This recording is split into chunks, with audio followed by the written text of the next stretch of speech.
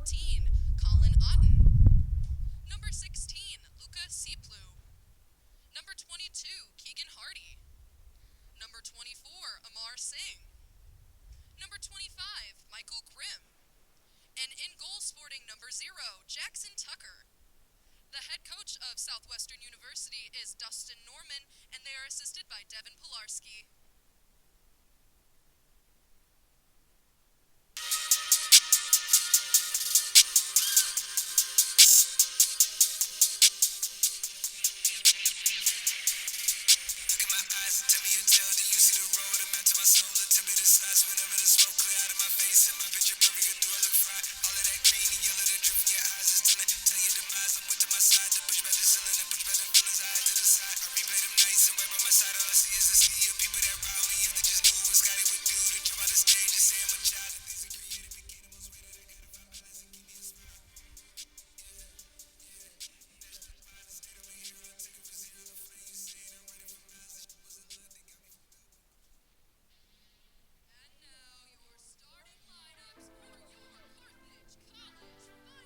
Being a student athlete at Carthage, you get the best of both worlds, honestly. You get to learn, grow in the classroom, and then also be a part of the sport.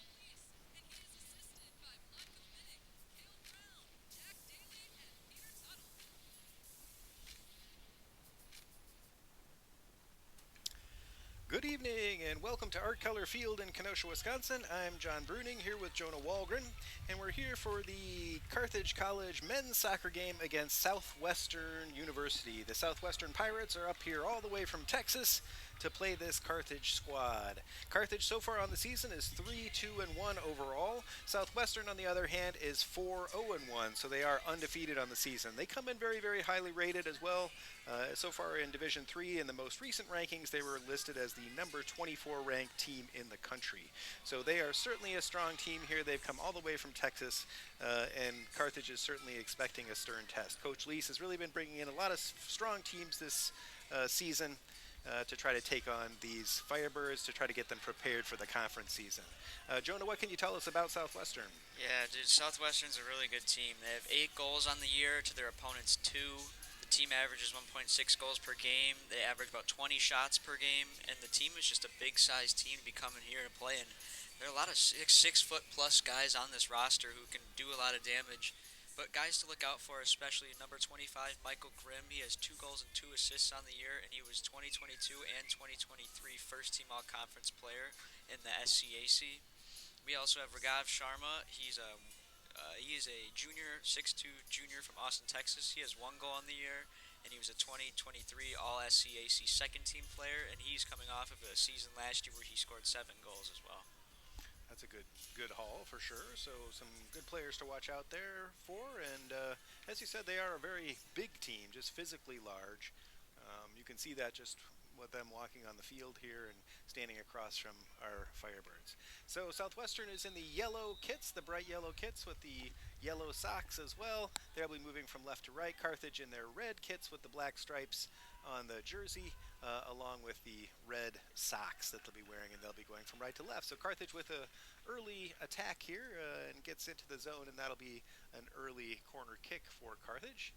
Carthage, of course, has their own all-conference players in terms of who has also made all-conference. We have Aiden Crowder, who was last year's Offensive Player of the Year, and we'll mention some of the other ones as well. So here's the first corner. Carthage looked like they might be taking it short there, but and they do. Jet Umanj finds Riley, who goes in with his left foot. But no one's able to get on the end of that one, and so Southwestern now comes upfield. Grayson Pinto up here on this right-hand side. He is a big kid for sure. 6'3" junior from Plano, Texas. 6'3". Some definite size there. Comes all the way across Dearborn, who's playing right back tonight. Carthage pretty much with the same starting lineup that they've had throughout the season. Christian Inestrosa is back from injury. He got some minutes in the last game, but he was injured prior to that, but he'll be playing on this left side of the back four. And so Jordan Mock, who had taken over in that left back position, has now moved back into midfield. He's on the left side of midfield now, along with Nick Renfro. He might be playing a little bit more centrally, I think, actually, once the lineup gets settled a little bit here. So far, it's a little bit of a free-for-all out there. Jet Umanj, Dennis Valle now has it. He finds Nick Renfro, but it's cut off. Yeah, as we've seen in those last couple games, Carthage kind of runs that 4-3-3, but they break it into that 3-3, and the front turns into a 2-2-2, and they like to get their wing backs up as well as play directly through the middle. Here's a ball that comes all the way through, and as we mentioned before, Grayson Pinto got on that ball but wasn't able to get a good shot off anyway. Valle goes through the center, finds Riley Umanj now with the ball centrally. Riley bothering the defense there, but it is knocked out. Jackson Tucker is the keeper for Southwestern. Saw Aiden Crowder limping there. I'm not sure if he just lost his shoe or maybe stretched out a hamstring or something there. Not sure.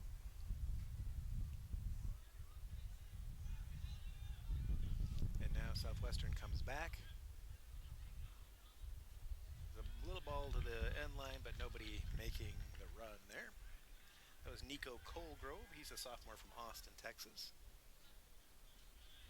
Looks like he's playing kind of an attacking midfield role behind what it looks like two striker kind of setup, I should say. Landon Gunther is one of those two furthest forward, along with the aforementioned Grayson Pinto.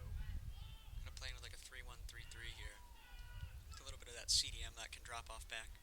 Aiden Crowder with a nice move to get around his defender. He's got that speed. He goes all the way down the line, and it goes out of bounds.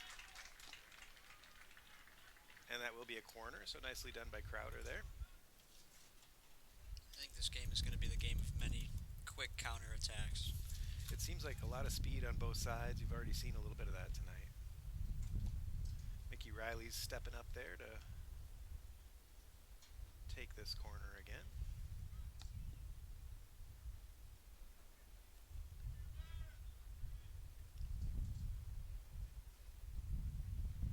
He takes it short again to Jet Umanj.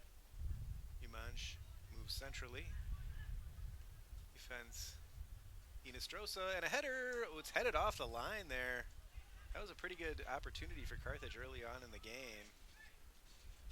But the ball headed off the line. They had a defender at each post, and the one who was at the near post was able to head that one off. Yeah, that might have been Colin Otten there. I think it was Otten. I think you're right. So an important play early on in the game from Southwestern. That was a good effort by Carthage, but they've got another free kick now. There was a foul on the far side. Roland Dearborn was fouled, and Carthage will take the resulting free kick. Riley and Umanj over it again. They're kind of scheming over there, it looks like. Eli Schaffstall's over there as well. Got three players there. Looks like they're going to play a little three-man game. Riley, though, takes it pretty quickly into the box. Comes back out quickly as well. Riley, though, is real active here early in the game. It looks like he's in the mood.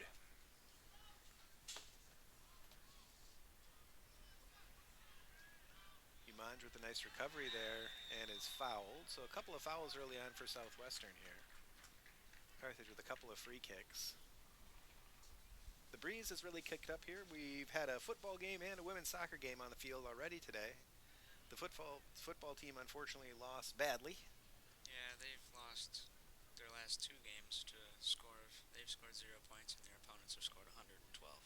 So So it's been a little bit of a rough start for the football team. The women's soccer team had a little bit better luck. They ended up with a draw in their game, which just ended an hour or so ago with Lake Forest. Draw 2-2 in that one. So hopefully the Firebirds can trip off this 3-game stint here on Art Keller Field today with a win. That's right. That's right. It would be nice kind of for balance in the universe if we got a win here, since we've had already a loss and a draw here for the two Carthage teams that have been playing here so far today. See if the men's team can change that. Carthage, of course, coming off their most recent game here at Art Keller Field. That was a 1-0 loss to the Milwaukee School of Engineering, who has quite a good squad. And Carthage just couldn't quite put anything together in that game, couldn't get a goal. Yeah, the story of that game was Carthage's midfield just got dominated. They were kind of irrelevant. And when Carthage's midfield, that whole team functions through their midfield, and so when MSOE came and kind of lopped their head off early on, Carthage didn't know what to do and couldn't really adjust. And that's kind of really what ultimately ended their game. Yes, indeed. They seem to be kind of doing a little bit of a group approach to these free kicks here. Something new we haven't seen too much of yet this season. Trying to play a little misdirection there, but Riley lost it into the box and it ends up bouncing harmlessly out of bounds. As we mentioned, Southwestern was 4-0-1 so far this year. Last year they were 6-2 in their conference, 10-3-3 overall. Carthage was 4-3-1, of course, in their conference last year, and 11-6-2 overall. So not too different in terms of records. Both teams had success and have players coming back. So we're expecting quality again this season. Inestrosa with a nice interception there. Mock plays the short pass to him. Crowder trying to fashion something past there. Schaafstall to Inestrosa. Jet Umanj turns his defender. Quite a strong physical contact there, but no foul called. Referee letting them play on. Mickey Riley has it now. Been a physical game already. Well, that's gonna happen. Roland Dearborn. That size of Southwestern. I mean, why not use it, right? That's true. That's true. Carthage has to show their physical toughness as well out here with these big players, this big opponent. It'll be interesting to see, though, Southwestern, how they take their set pieces, especially like corners and stuff, and see how Carthage deals with those. But right now, from what Carthage is doing, they're putting a lot of pressure on, and we haven't seen Southwestern on the Carthage half very much. No, they haven't really had much possession yet.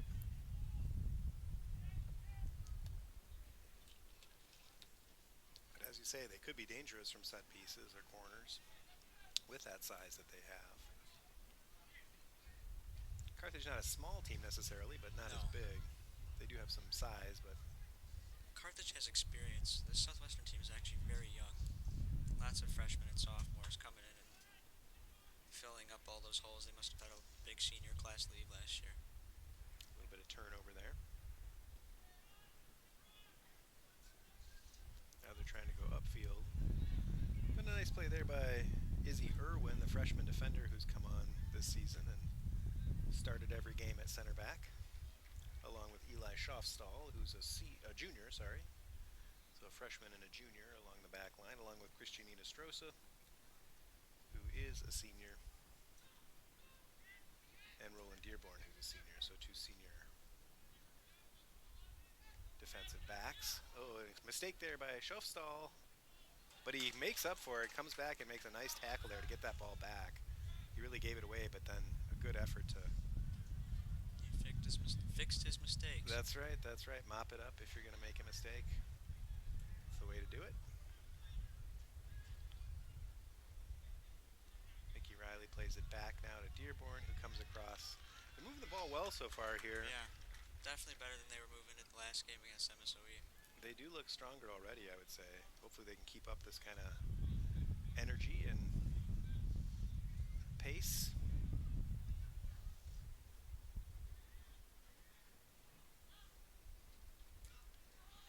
Valle not able to control it there in the center circle, and it comes all the way through. Elliot Miller plays it back.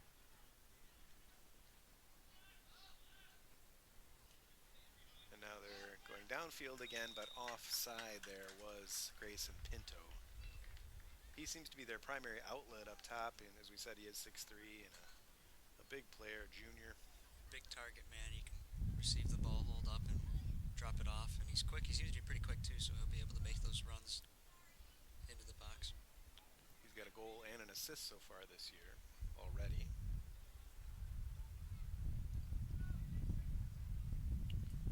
Michael Grimm, I think, is their leading scorer. Right? He's got 2 goals, and Cooper Perro also has 2. Nick Renfro, the senior, with a nice play there to Dennis Valle.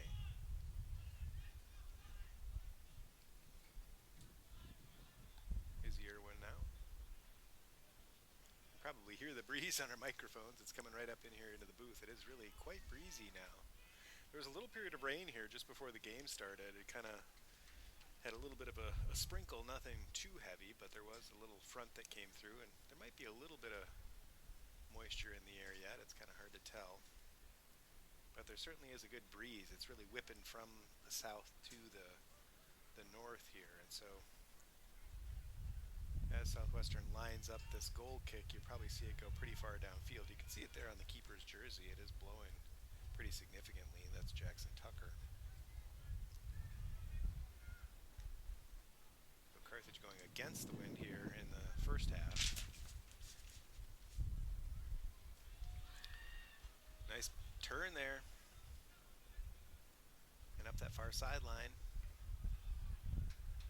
That was Colgrove. It's good defending there by Dearborn. Nicely done.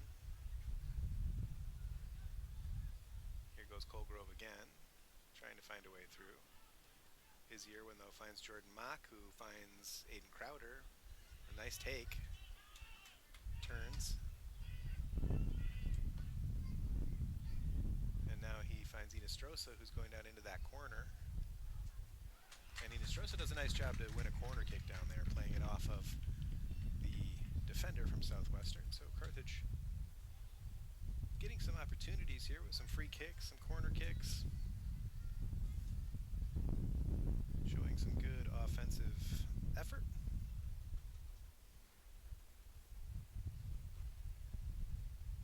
Sure does feel that the Firebirds have been on this end a lot more this half. It does. So their offensive pressure and the way they're able to control the game right now, I know Coach Lease really likes to have that big control factor with his teams. So we'll see if they can keep that up here. Played short, but this time it's taken away by Southwestern.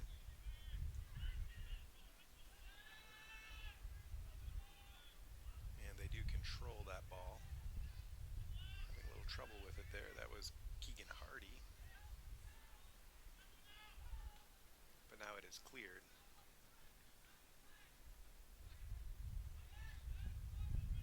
Nice play by Nick Renfro there to get that ball back to Jet Umanj.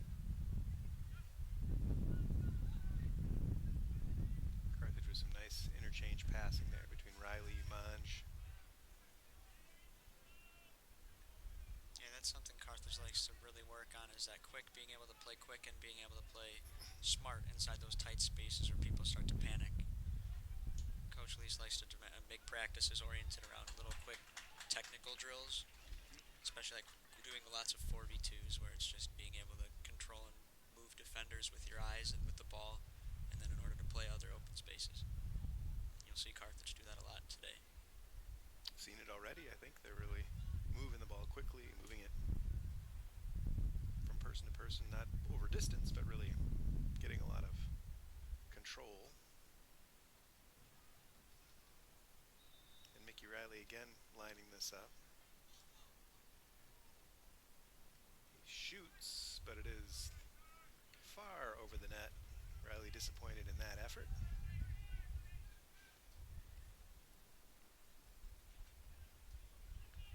Was nowhere near the goal that time. Southwestern looked like they might take it short, but now they're kind of lining up for a longer goal kick. We play the first 15 minutes here. Not much between these two teams. Carthage so far with the balance of shots. They've got 3 overall shots and 1 shot on goal so far. Southwestern has yet to find a shot.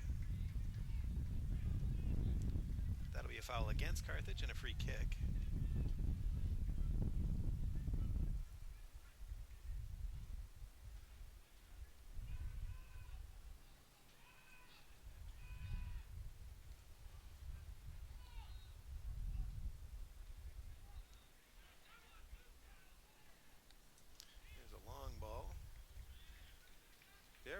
on the shoulder of that last defender, aren't they? They're kind of looking to get in behind somehow.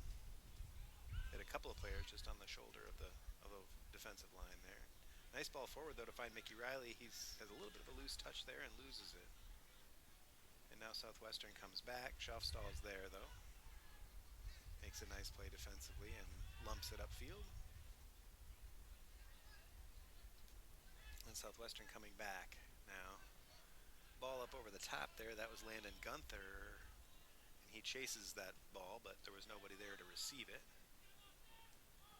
And now Southwestern with a little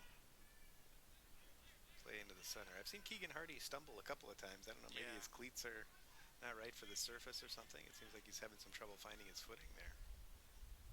Now Southwestern goes up that left-hand side, but that is offside as the near side assistant referee raises his flag. Looked like he was a couple of steps offside there. Ref got that right. Think so. Wasn't in the best position, but he did get the call right, I think.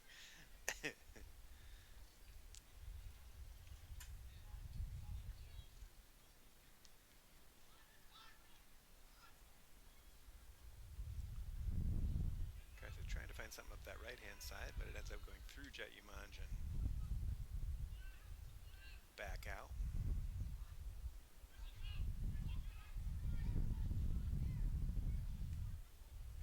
Little interception there. Jet Umanj tries to get on it. He's putting good pressure on, but it is cleared. Now they come back the other way and all the way to this near side. That's Miller again. He'll take it down the sideline. But too much traffic there. Carthage is able to repossess. Nick Renfro.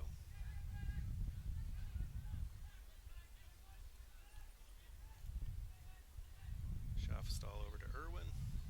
We'll go out to Dearborn on the far side, who has some space over there.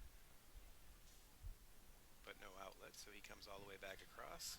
Yeah, we haven't had a lot of talk about Jordan Mock today. I know we talked about him a lot last game, but now he's in more of that midfield role today, so we'll see how he does there. And here comes Pinto. There's a shot. Nice save by Cosgrove, though. He got down pretty quickly there. Kowalski, right? Oh, I'm sorry, yeah. Kowalski. Got his right hand down quickly and got on that ball. I'm not sure it would have gone in, but it was definitely one worth saving. Worth saving, for sure.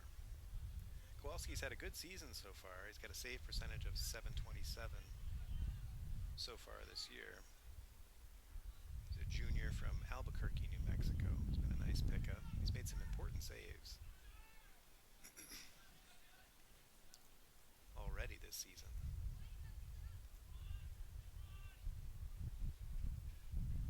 That was the first time he'd been called into action, but he was up to the task. There he is with the ball now.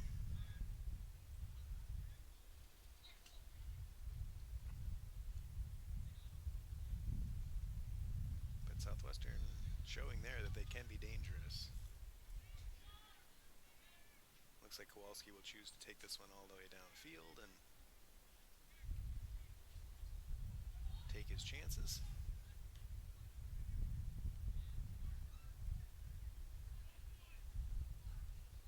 You're talking about Mock, and that's a good point that he is in a different position now. It seemed to be more of his natural position. He's playing that midfield, center defensive midfield role. And as we've seen him well, he's been really well put together for the defensive line for Carthage. So now that he gets to kind of roam a little bit up higher and up the field, but as well as he can still come back and have his defensive roles, it's definitely something to take into account.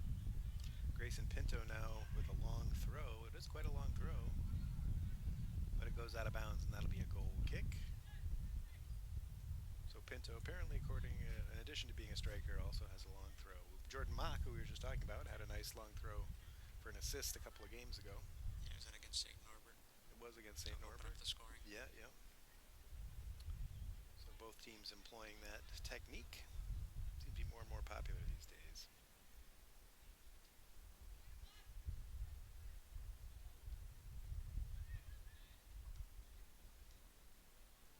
Southwestern picks up that goal kick.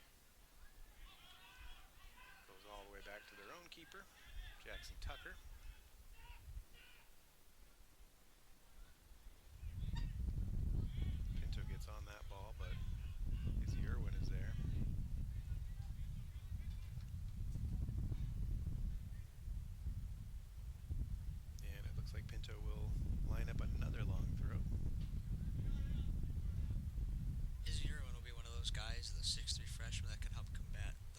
especially on throw-ins now and set pieces. So it'll be definitely interesting to look at.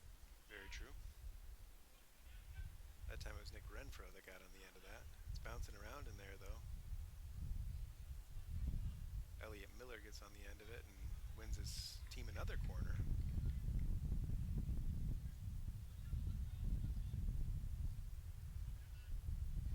I think that's Michael Grimm who's gone out there to take that corner. Yeah, number 25, I believe so.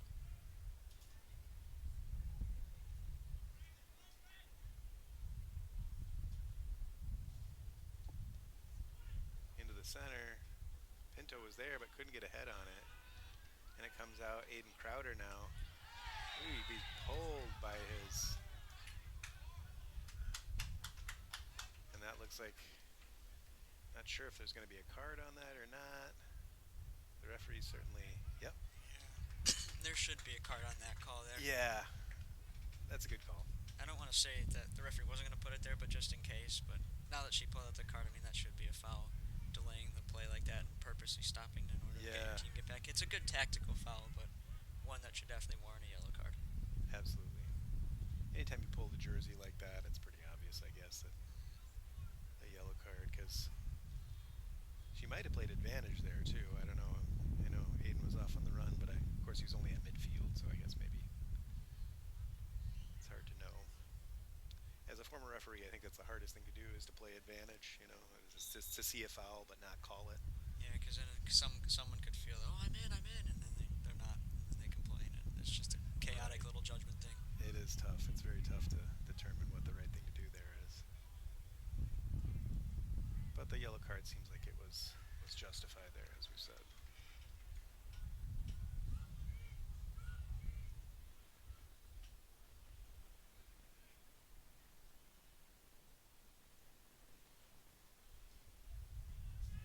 So that's the first card of the game. Jordan Mock with a header back in.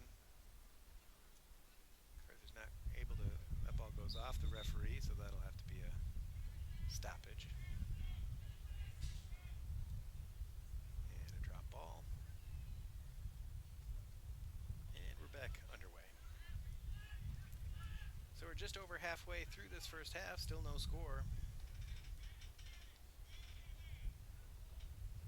Not a lot of action so far around the nets. Carthage with one shot on goal, Southwestern with one shot on goal so far in this first half of the first half.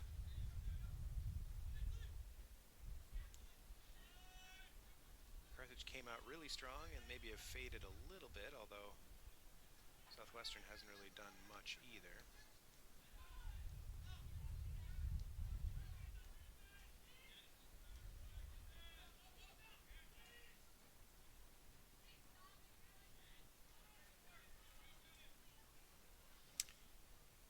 Jonah and I were wondering before the game how this game came about. We're guessing that it probably has something to do with Coach Leese's history of coaching in Texas, maybe. Yeah, so I was wondering, why does a team from Texas want to come and play a team from Wisconsin? That's a great question. There's a shot from distance and a goal! Almost out of nothing there. Number 22, Keegan Hardy. Yeah, he gets a yellow card and then goes in and scores. He's all over in this game. He has been everywhere, I guess. So that one just kind of was a bad bounce for Carthage, I think, kind of came out to him, and he ended up tucking it in just inside the far post. I think he was a left footer, maybe. You may see a replay here.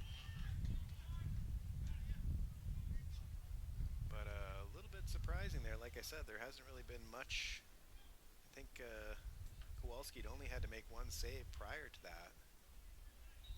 But that ball just kind of trickled in just inside that far post. Yeah, we'll see how that affects Carthage's confidence, because they certainly came out confident, were playing well, and then they seemed to get a little tired from working what they were doing, because not only is what they were doing really hard to play physically, mentally too. It definitely takes a toll having to understand all your tactics and everything that Coach Leese has taught and put into their minds.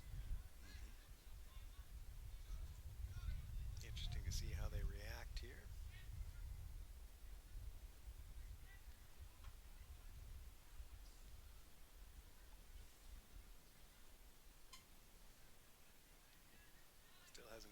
scoreboard, either in the stadium or on the screen, but there has been a score, so the score is 1-0 so far, Southwestern, with that goal at the 24:03 mark. Here comes Carthage, though, back the other way. Inestrosa with a cross. It's popped up. Mickey Riley, it's Valle who was there first. He turns it. Gets through. Here's the replay. Here you can see it kind of bounce around. And then on the edge of the box, just kind of a strange little bouncing ball there. Just during that replay there, Carthage had a great chance. Just off a ball driven in the middle, hit the near post slash, kind of just bounced around with the keeper, and Southwestern was lucky to get that one off their goal line there. And Carthage in is a resulting corner kick.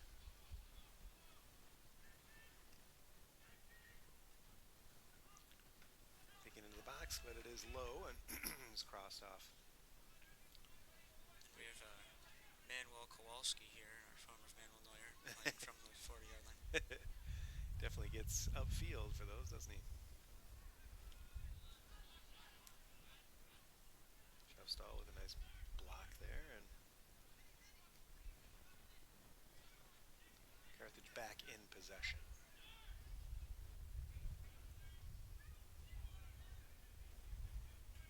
Always seems to happen that during the replays you get some action. Then happened in the girls' game just before this. It did. They actually scored during the replay, which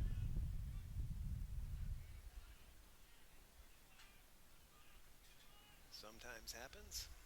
There's 2 goals in that women's game, 30 seconds apart, so Carthage scored to go up 2-1 with 10 minutes left, and then that one goes over the top, but well offside there. Grayson Pinto.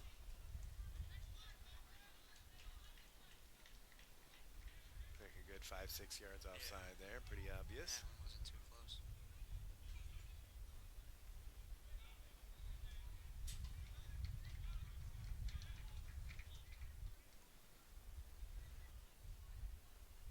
Coach Lee sticking with his starting lineup here, is yet to substitute. Looks like Southwestern is about to maybe let their first subs into the game.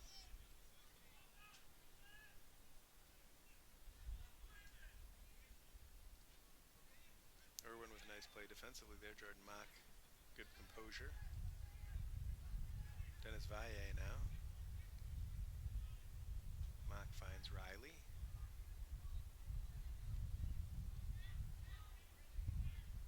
Schaufstall now.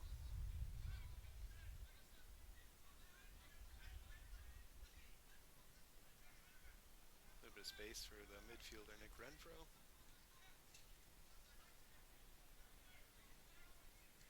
Mock now switches sides, but there's nothing on over there either. There's a push. Riley again lining up a free kick. He takes it quickly. Jet Umanj finds Renfro, who finds Crowder. Back to Umanj. Renfro goes far side to Dearborn. Looking for a cross, but doesn't find anybody in the middle and goes all the way back. Renfro to Mock.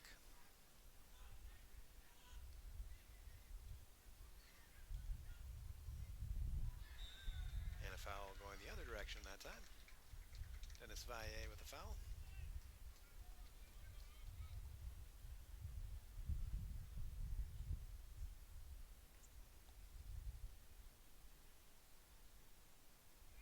Let's see, Regav Sharma, number 5, here to take the set piece here.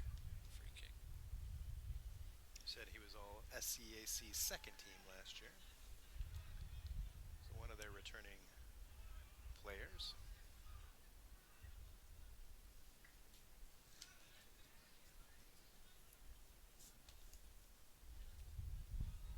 Michael Grimm, number 25 for Southwestern, is a 2-time first-team all-conference player, 22 and 23.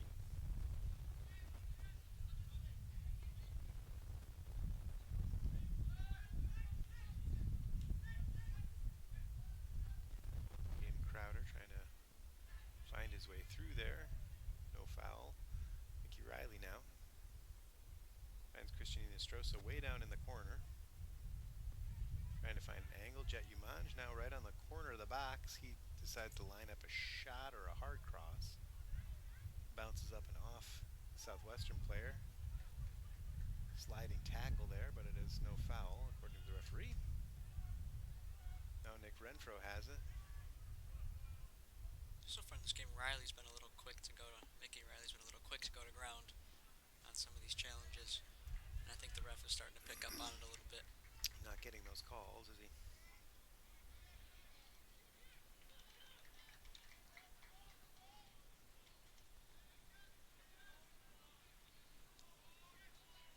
And now Eli Schofstall has it, moving it upfield. Southwestern sitting back here, happy to let Carthage have a little possession in their own end, and only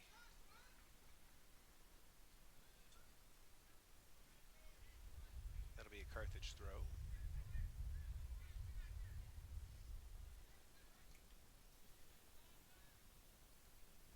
Izzy Irwin now. Dearborn trying to find something down the sideline, but it is knocked out of bounds there. Good effort from the defender. That's Colgrove over there.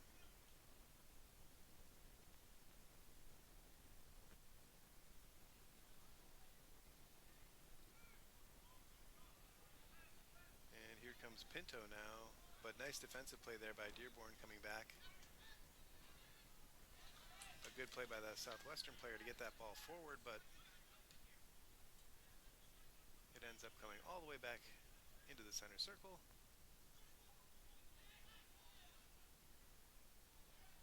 Pinto was there, but he was offside, so he was coming back from that offside position and couldn't play that ball. Played through by Gunther. Now Carthage picks it up. Not quite where it needed to be. And it's booted upfield again. Inestrosa will play it all the way back to Kowalski, who returns the favor. Nice play there to get that ball out of their end. Aiden Crowder with a nice hold-up play there. Valle now looking around for somewhere to play the ball. Umanj decides to bring it out to the right-hand side. And now they bring it right back to this left-hand side again. A lot of controlled possession from Carthage tonight so far. I mean, Southwestern's definitely had their chances as well, but I feel like whenever there's possession, there's more control from the Firebirds' end. They have played more of a control game for sure. Southwestern seems like they're just going upfield pretty quickly, and which it worked, right? They're up 1-0, but it did work. It did work. Dearborn with a nice play through. He gets a shot off, but it is deflected there by the defender and into the arms of their keeper. Jackson Tucker now looking downfield. Jackson is a sophomore from Conway, Arkansas, 6'5". Another big player, as you were mentioning. They've got a lot of size. It's nice to have a goalkeeper who's got NBA size. 6'5", 6'5", what is he, a guard in the NBA? I suppose, yeah.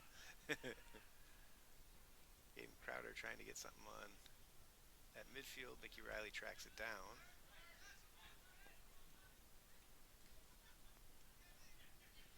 Carthage has about 6 players on this side of the field. Mickey Riley, one of those players. He's got it down in the corner now. Cuts across. He finds Aiden Crowder, who turns it and shoots. Oh! He had a little angle there, I think, a little slot to shoot through it, but he just kind of leaned back a little bit and it went way over the goal. Mass substitution here for Southwestern. 6, 7 players, I think, coming on, it looks like.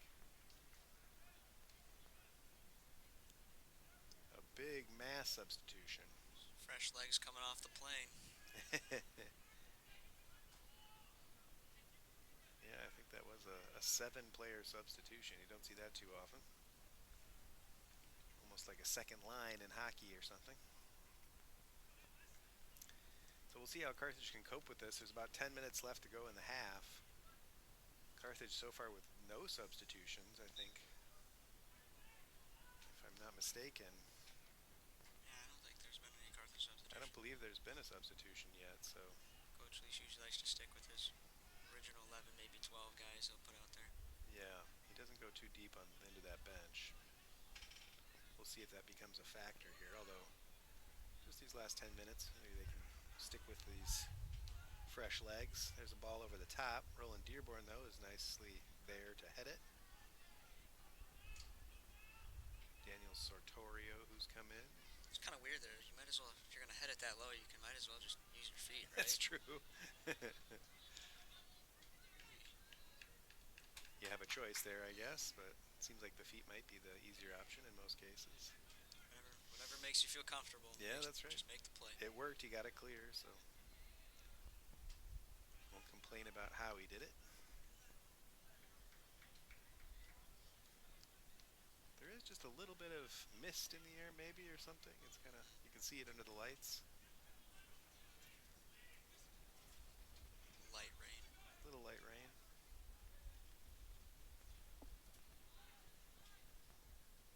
You don't see many teams in college, especially in today's game, playing three in the back, so it's very interesting to watch the way Southwestern operates. Yeah, they are really got a back three here, as you can see.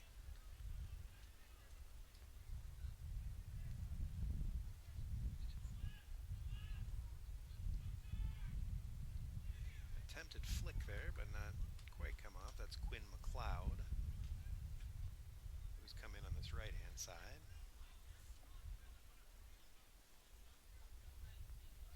Christian Inestrosa, a little bit of a dangerous back pass there, but handled by Izzy Irwin effectively and calmly.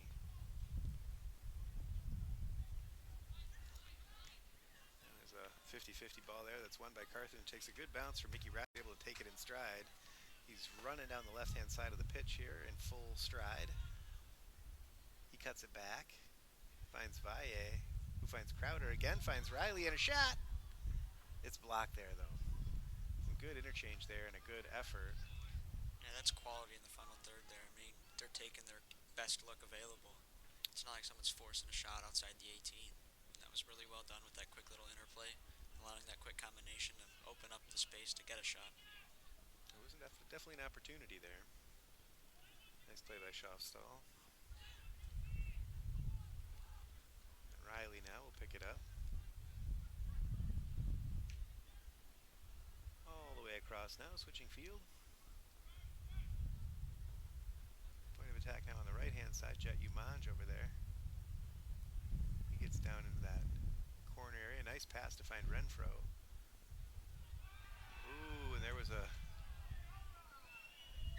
play there that could have potentially been a foul. Roland Dearborn was streaming into the right-hand side of that box, and he went down, but no foul called. He was in the box, so that would have been a penalty if it had been called, and there was certainly at least a shout for a penalty there. Not sure. I think the VAR goes back and looks at that one. I think the VAR comes out and says that agrees with the referee that is not a penalty. It seemed like he went down a little prematurely there, but you know he was in the penalty area, so you might as well try, right? If you know you can't get there. Worth a try, worth a try. And now here comes Southwestern with a nice little play there to get on the ball and upfield. Comes through. He's offsides. And offsides. Unfortunate play there. Number 13, Lucas Nolan, with a really nice run there. He's a sophomore. Another 6-footer. I thought he was pretty big. And Towns Wallace was offside there, another 6-footer. So seems like they have a type, I guess we'd say, right? Coach recruits. He knows what he wants. He wants kids 6 feet and up, apparently, because there are many of them on this squad.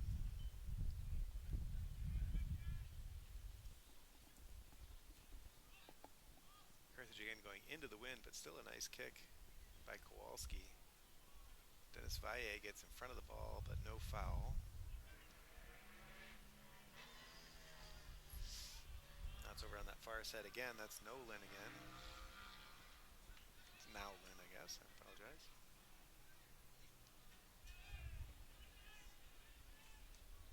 Carthage has a player down in the center circle.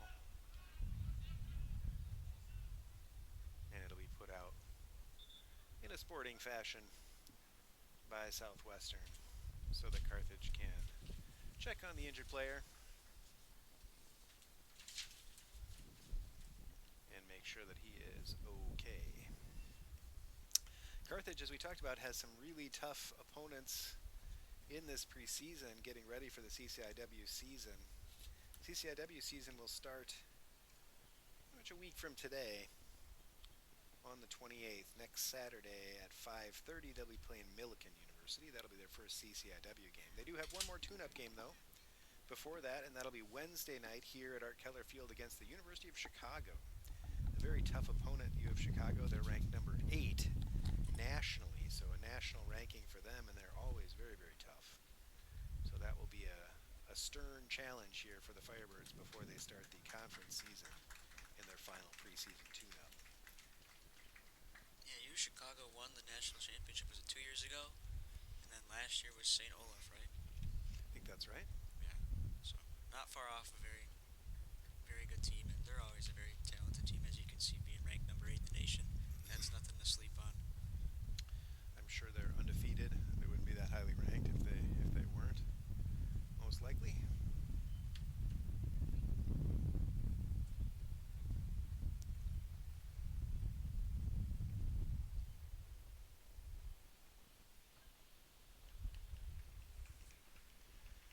And the injured Carthage player has walked off under his own power, so that's good to see.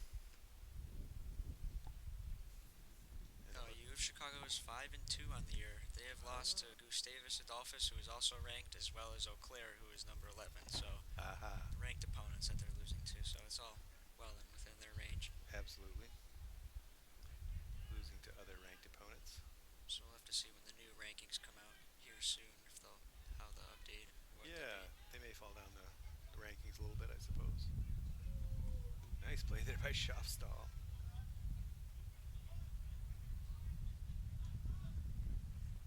Dominic Gadolinsky has come in, number 12,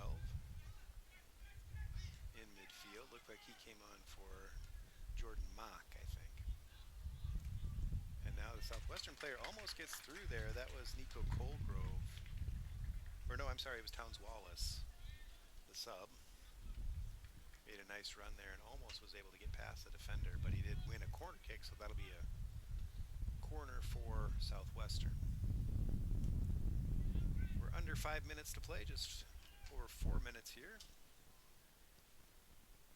This will be just the second corner for Southwestern. It's headed by them, but not towards the goal. There's a little bit of a collision there, but no foul according to the referee. Neither the assistant nor the referee signaled for a foul. It's kind of one of those 50-50. Just you get tangled up. Yeah, nobody's at fault there necessarily. Carthage plays it short.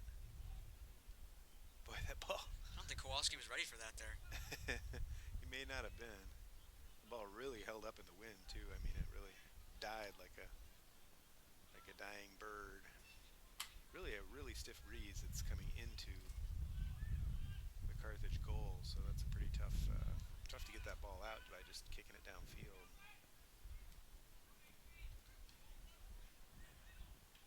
Nice play there by Marino, but he's not able to control it. Mickey Riley now finds Umanj. Jet looks around, can't find anybody forward, so moves it back to Dearborn, who comes across to Schofstall. Been impressed with Schofstall on the ball today. He's really, made some really nice moves, and even if he's made a mistake, he's made up for it. He's quickly recovered and fixed it. So he's done a really good job. He's been solid for the first half. It goes all the way down into the corner and out of bounds. Jet Umanj was making quite an effort down there to get that ball, but it did end up going out of bounds. But it was a throw rather than a goal kick, so that works to Carthage's advantage. They can try to pin Southwestern back there. That ball comes into the center. Dennis Valle tries to turn it. Gadolinsky tries to go through.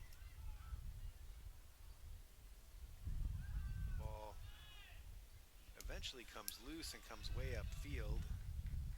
Kowalski's the first one to it and does a nice job of clearing his lines there with just 2 minutes to go here in this first half. Southwestern got on the board and leads 1-0. Keegan Hardy had that goal at the 24:03 mark. And nothing since then. At least in the goal scoring column.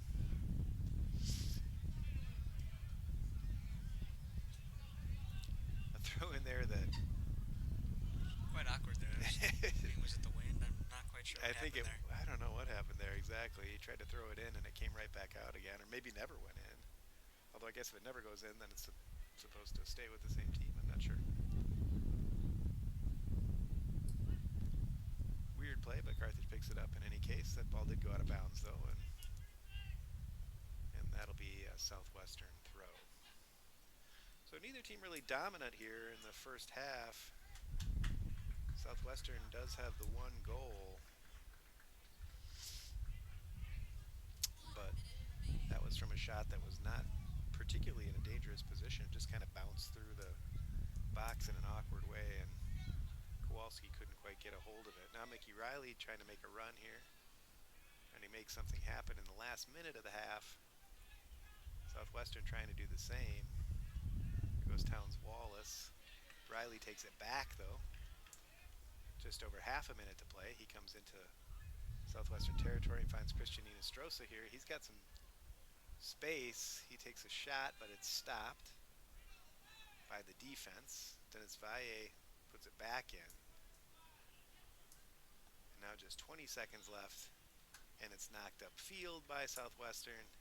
Both teams content to just kind of let the clock run out. Let the clock run out. Neither one of them really doing much here. They'll throw it in, but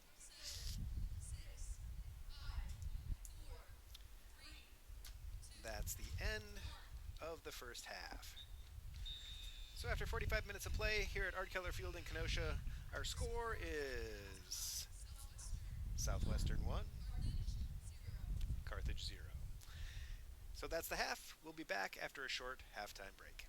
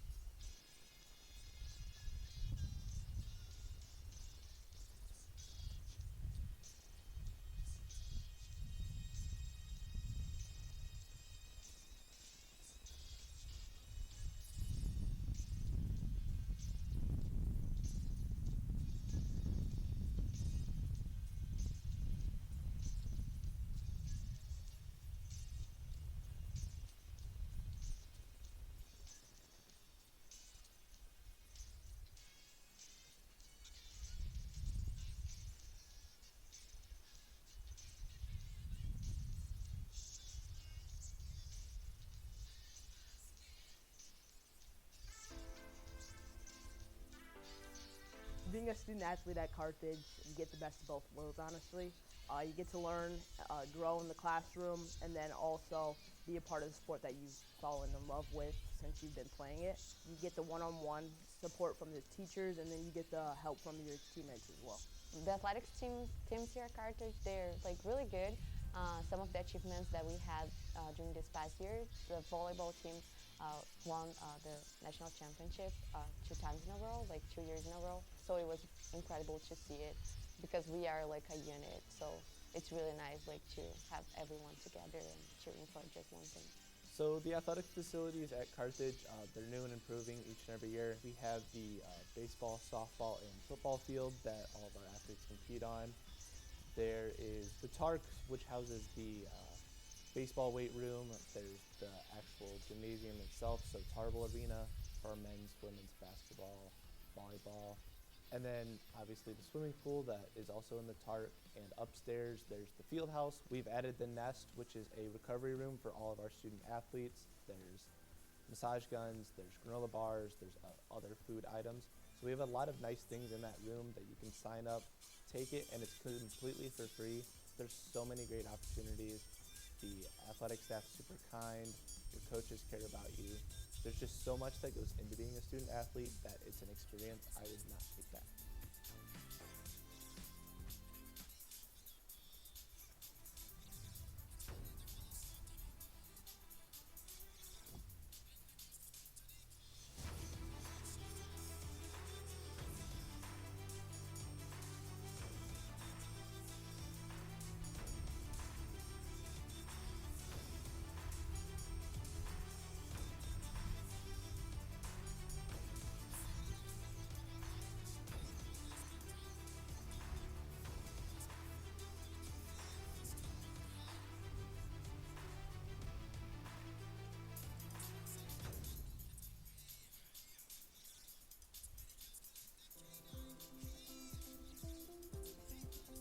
The Aspire program is part of the Aspire Center, and the Aspire Center is our 4-year career and professional development program here at Carthage College. The Aspire program is really different and unique from other colleges and universities' career programs because instead of what the typical experiences of senior year trying to go get a job or an experience after college, we want students to build their experiences starting from day one.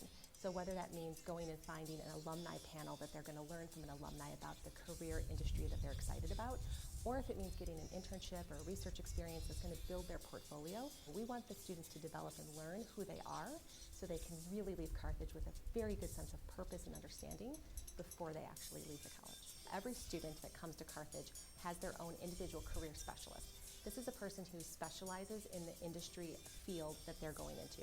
For example, we have a career specialist for our arts, communication, and culture students. This is a person who's been working as a graphic designer for the past 20 years.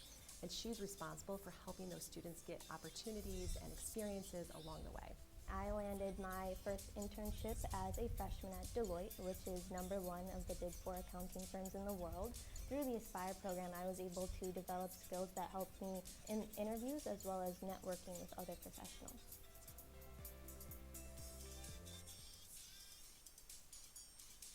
My favorite part of the sports management program so far has just been they're getting us in front of these people who actually work in the professions already. This is a very project-based program, a very experiential learning-based program where students have a lot of opportunities to engage not only in the classroom but also outside of the classroom. First semester we met with people from the Wild marketing department who evaluated and scored one of our final projects. In one of our media and relations classes, we were dealing with the Milwaukee Bucks. One of the classes we're in this semester, we're going to do something with the Chicago Bulls. The end of the capstone is we're going to Barcelona, and it'll be, real world application. We're going, and it's a real company that we are consulting for. The goal is to help them be the best business in the sports world that they can be.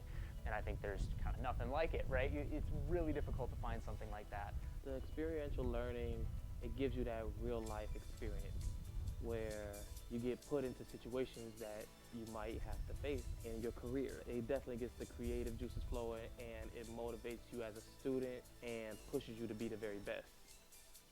The teaching philosophy of the sports management here at Carthage is that we really want students to think about sport not only from the traditional sense of sport management and sports business, but also think about what is next in sport. So that's where we really incorporate the ideas of innovation and creativity. I think the program helps with my creativity and innovation just by challenging myself constantly, not only with getting different perspectives from classmates and professors, but also just challenging what your norm is and thinking not only outside of the box, but completely breaking and shattering that box. We have so many professional connections for many organizations such as the Minnesota Wild, the Milwaukee Bucks, the Milwaukee Admirals, Chicago Wolves, amongst others. These are very special real-world connections and relationships that we have that allow students to network and connect with different professionals, different executives, and different organizations in sport. I really couldn't avoid the pull of just who this program is able to put you in front of. You're very consistently interacting with and working with members of the Wild. You very seldom get that close to a professional team of that status. You really can't beat that in terms of connections. I'm with the Minnesota Wild as a revenue marketing intern. One of the professors in the master's program got me connected to the Minnesota Wild. I went through the interview process and he held me through the whole process to kind of get to where I'm at right now. What makes this program so special is the fact that it comes with a lot of connections, a lot of resources, a lot of experiences. You'll be glad that you were a part of it because the experiences that you have will motivate you from a whole new perspective. It's like affordable, it's a 10-month program. You are traveling internationally, you are traveling regularly, locally, and so you're just kind of like floored that it's that solid.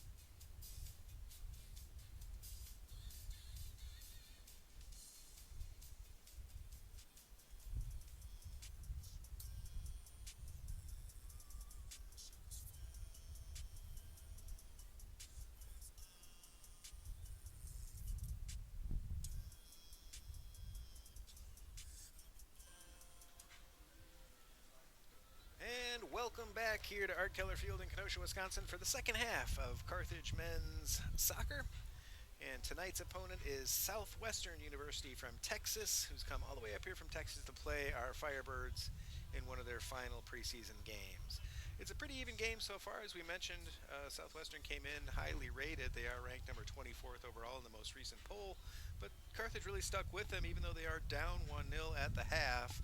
In terms of the statistical differences between the two teams, there's not a whole lot there, and in fact, in most of the statistical measures, Carthage was really on top. In terms of possession, is probably the most striking one. They were ahead in possession 67% to 33%, so they had basically 2/3 of the possession. And in terms of shots, is also Carthage had 8 shots with 3 on target. Southwestern with just 2 shots, although both of those shots were on target. And of course, they got the one shot that mattered, which was the goal by Keegan Hardy, and that was at 24:03. A pretty even game, though, don't you think? I mean, not too much in it. Both teams, I mean, they've had their chances, right? You've seen Southwestern come across and they've capitalized. But I bet you we'll see here in this half the Firebirds probably get one back. I have a feeling after they had 4 corners, the Pirates only had 2. I mean, the Firebirds are a lot.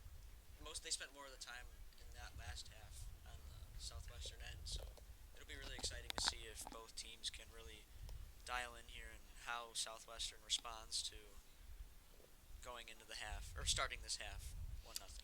Yeah, it should be really interesting, I think. And Carthage really came out flying in that first half. They looked really dominant almost in that first, 5 or 10 minutes, and then Southwestern really kind of came back a little bit, although, as we say, the run of play, really Carthage had most of the ball and a lot of time in the Southwestern zone.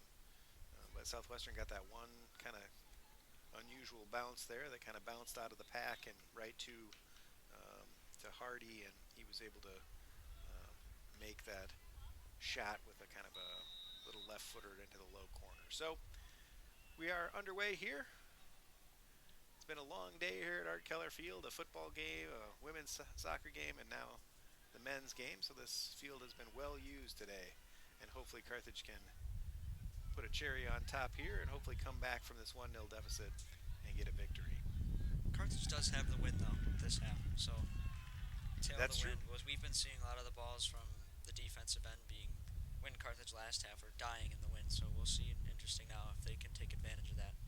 Yeah, that's a really good point. There is a really good breeze here, and it is coming from the south. Carthage moving from south to north on the field. As you can see in front of you there, they're moving from left to right on the screen, and that'll be heading in the direction of the wind. So that could be an advantage here, I think.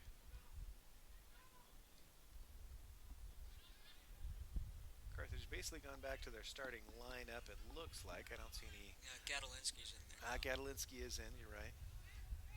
So that is a... Well, it looks like Barry on that center as a center back role. Okay, all right. Oh, wait, no, that's Shofstall. Just kidding. I lied.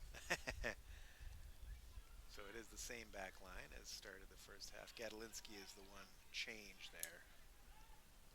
In place of Valle, or no, Valle's still in there. Valle's out there too. Yeah, yeah. I think Hinestrosa, Or Mock, I think, actually, wasn't it? Yeah. Jordan Mock's not out there. Yeah, you're right. So Gadalinski instead of Mock is the one change from the starting lineup. Dominic Gadalinski is in. He's a sophomore from Chicago. A little bit of extracurricular activity there after the whistle. The referee steps in to calm things down. This game has been well officiated so far, I would say. They're letting them play, so I don't blame them, but you got to let them play every now and then. Let them play, for sure. She is also managing the game well, so nice job. Eli Shofstall comes across to Mickey Riley. I was going to say that's the first one that Mickey Riley hasn't taken, but he was just basically a decoy there. And that ball goes well over the net. Our football team could have used that today. Right. That is true. Not a good day for the football team. Decent day for the women's soccer team. They got a draw this afternoon, 2-2 with Lake Forest, so that was a good result for them.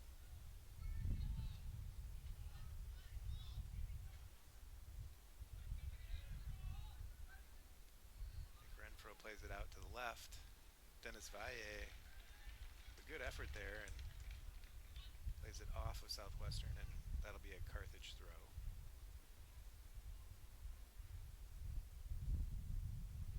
As soon as we get a ball in play here.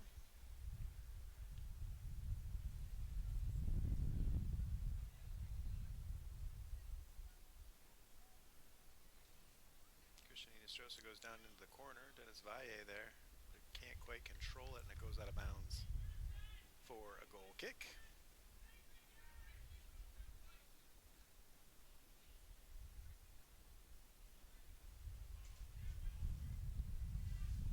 Texas, I should say Southwestern going back to Texas after this. They've got a game coming up against Texas Lutheran in their next outing, and then Dallas Christian, Austin College, and the University of Dallas. So their next 4 games all back in Texas.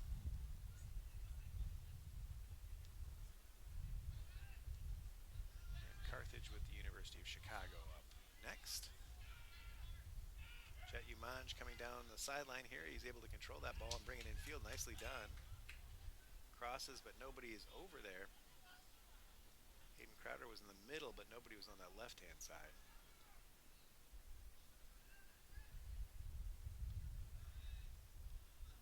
Here comes Southwestern now through Pinto. Grayson Pinto, he's running towards the center. He takes a shot with his left foot. Ooh. It was a good effort there by Grayson Pinto, the 6'3" junior from Plano, Texas. Came streaking across there with a nice hard shot with his left foot, and Evan Kowalski, I think, got a little save on it there. Was able to get something on it. He looks dangerous for sure. But it will be a corner now. Number 25, Michael Grimm, is lining that up. He puts it into the center. It does go over everyone, though. It's booted out of there. Hayden Crowder is able to turn, but not able to get the ball. Carthage now working it back upfield through Nick Renfro. There's a foul on the play, brought back by the referee. See, and that's where we were talking earlier about that advantage thing, right? Where it's just kind of that tough judgment call there. Carthage was moving it upfield at that point, but she wants a different restart there. Wasn't quite in the right place, maybe. Didn't fully come to a stop. Now we're underway.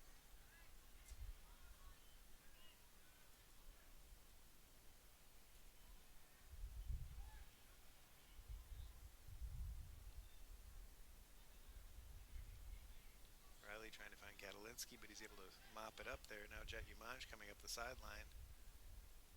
Hayden Crowder tried to go for a little through ball there, but Roland Dearborn on it now. Makes a nice play up the sideline, and he's brought down. Certainly a foul there, Bhargav Sharma. That was Pinto again. Was it? Number 9, yeah, that's his 3rd foul of the game. So. Okay. Certainly getting away with a lot. Yeah, that was a borderline call there. Could have been a card, certainly, but I guess he didn't pull the jersey as much as he just kind of put the hand on the shoulder, maybe. Yeah. Maybe that's the difference.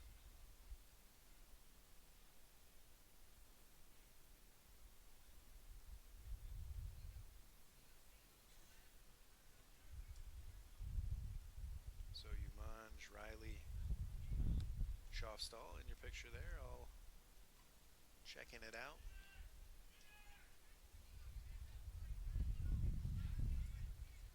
Carthage kind of playing these cagey little short balls here. That one's knocked into the box, though. Attempted clearance there from Sharma. Dearborn got in the way of it, but wasn't able to control it. Just goes out of bounds, so that'll be a goal kick. And they'll play it short. Nice block there by Umanj, and it has to be cleaned up by Jackson Tucker. So they played it short, and that definitely did not work there. Sharma played it right to Umanj, who just easily blocked that ball. they decide to go long this time. Izzy Irwin steps up, but it does get eventually past him, and he comes tumbling back into play. Keegan Hardy, that's the goal scorer. He goes across field and is fouled.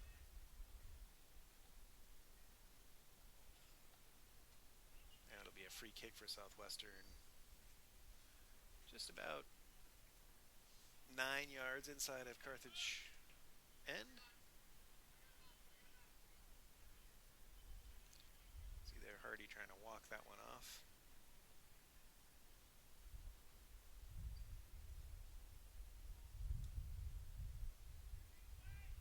See how this set piece works here in the wind. It might be a prime example of it dying down in the wind here. Here's Grimm again.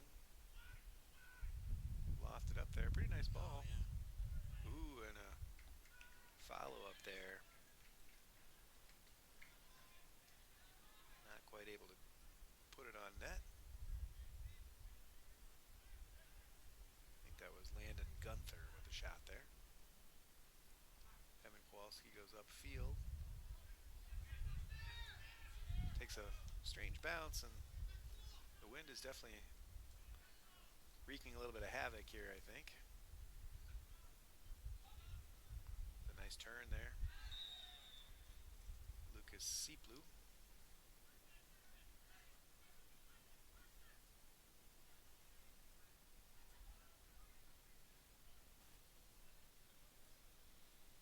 Now Keegan Hardy plays that ball short. The ball cross field. Inestrosa with a header out. It comes back in, and Kowalski is there. He quickly throws it out on this near side to Jet Umanj, who goes way downfield. Aiden Crowder's going to get on that ball. He does before it goes over the line. Waiting for his teammates to get there. Gadolinsky is there. Riley back to Gadolinsky, or maybe that was to Dearborn. It comes all the way to Dearborn. That's Jet. Oh, I'm sorry, you're right. There's a looked like a foul, but no foul called.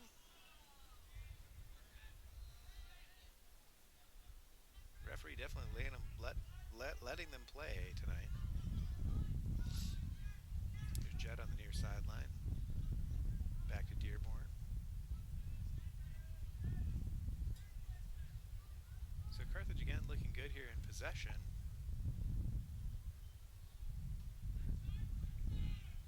Had a nice little spell here the last few minutes. Jet Umanj with a nice play to keep that ball inbounds on the near side. Riley with a nice little layoff. Dearborn now finds Crowder. Tries to go to Renfro, but it's just a little bit harder for him to get a... It was a good ball there, potentially. Nico Colgrove was coming down this left-hand side, but it's just a little bit too far for him to get on it.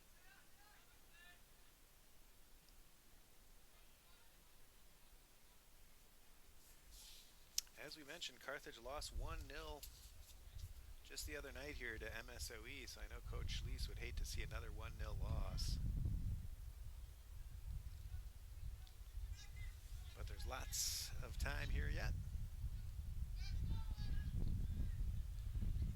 Dearborn with a cross. Punched away. Nice save there by Tucker. Christian Inestrosa with a nice move and cross.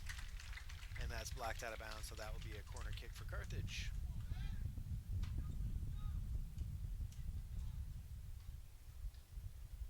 This will be their 5th corner. Taken short.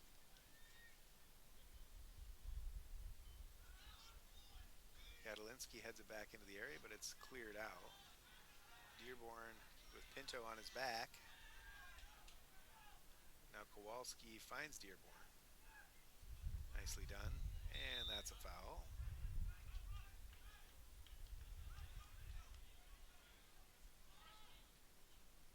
All the way across this time to Inestrosa. Just a lot of back and forth play going on right now. Nothing too dangerous on either end of the field. That's true. A lot of battle for the midfield. It's kind of in the middle part of the pitch a lot, isn't it?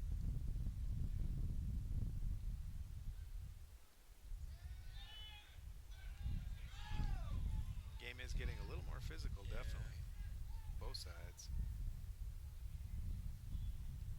Shot from distance or across. Too much, though, for Aiden Crowder, who was in the center there but wasn't able to get a touch on it. It came through there at quite a pace. Coach Lee certainly talking with the sideline ref there, displaying his frustrations. I'm sure he's unhappy with a few of these most recent calls. A couple of times here it felt like Carthage might be the recipient of a free kick, but was not.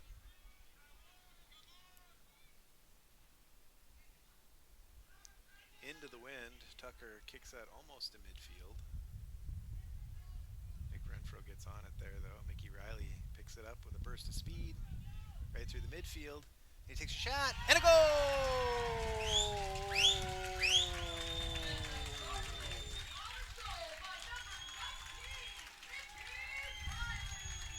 Mickey Riley getting on the board here to even the score. That's his 4th goal of the season. That'll put him in a tie with Aiden Crowder for the lead, and that was really an individual effort, wasn't it? I mean, Riley picked that ball up just this side of midfield and just drove it down, took it a little ways to the left of the middle of the field and just drove one in low with his left foot. He got tired of all of everyone getting knocked around and all the interplay. He just said, all right, I'm going to do it myself. You know what? Sure enough, he did. He certainly did, absolutely. That's one way to deal with being fouled, right, is to stick it in the net. Take the ref out of the game. Absolutely. That's how it's got to be, you know. You go and watch all those high school games where all the parents are getting upset and the ref did this, the ref did that. If the game is coming down to the ref and you're blaming it, your team didn't play well enough. It's that simple. Agreed. It's very rarely is the ref the cause of a win or a loss, I think. They can have an influence, certainly, but, you know, Mickey Riley just took that upon himself to score that goal, and he did it. Mickey is a 3-time All-CCIW first team, is that right? Yep.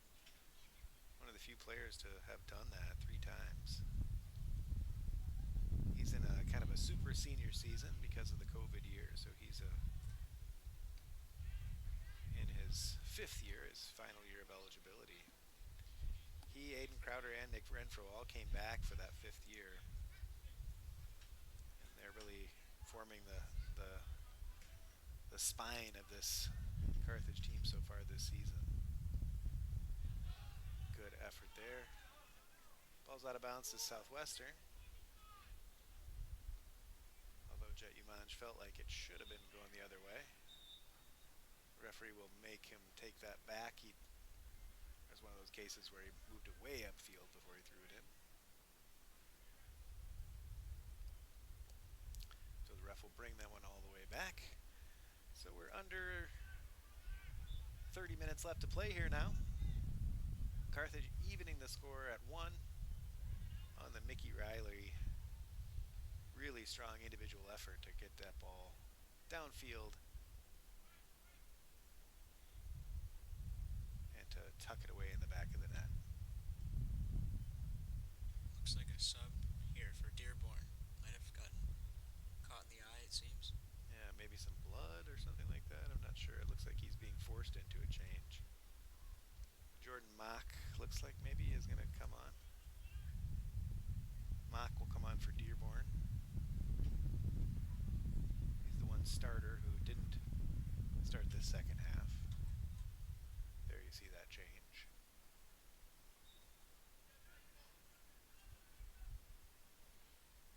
Long throw here. Kowalski punches it away.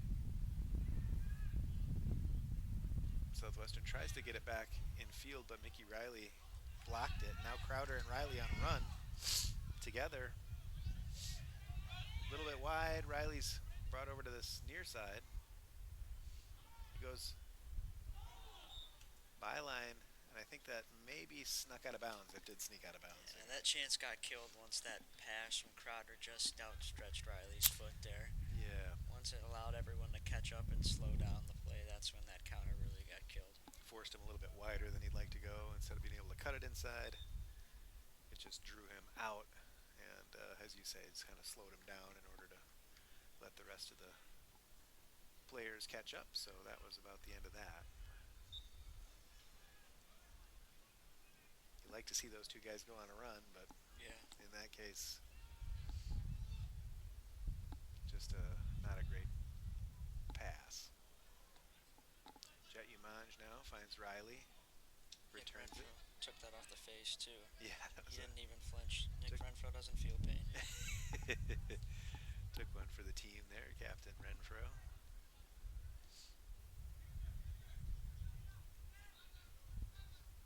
Jordan Mock now, who's taken over in this right back position, as we mentioned. Mentioned Coach Leese only had one substitute. Dominic Gadolinsky was the only player off the bench in the first half, and he started the second half too.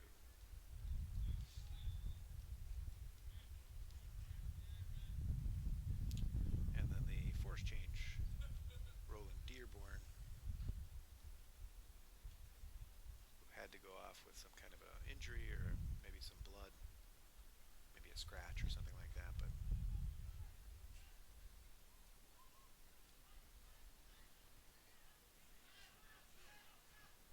Izzy Irwin with a nice ball there, finds Jet Umanj. Back to Dearborn. Or I'm sorry, Irwin, where Dearborn came from. He's off now.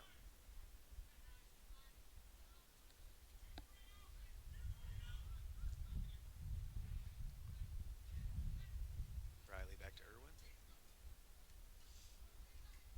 His pass finds the Southwestern player.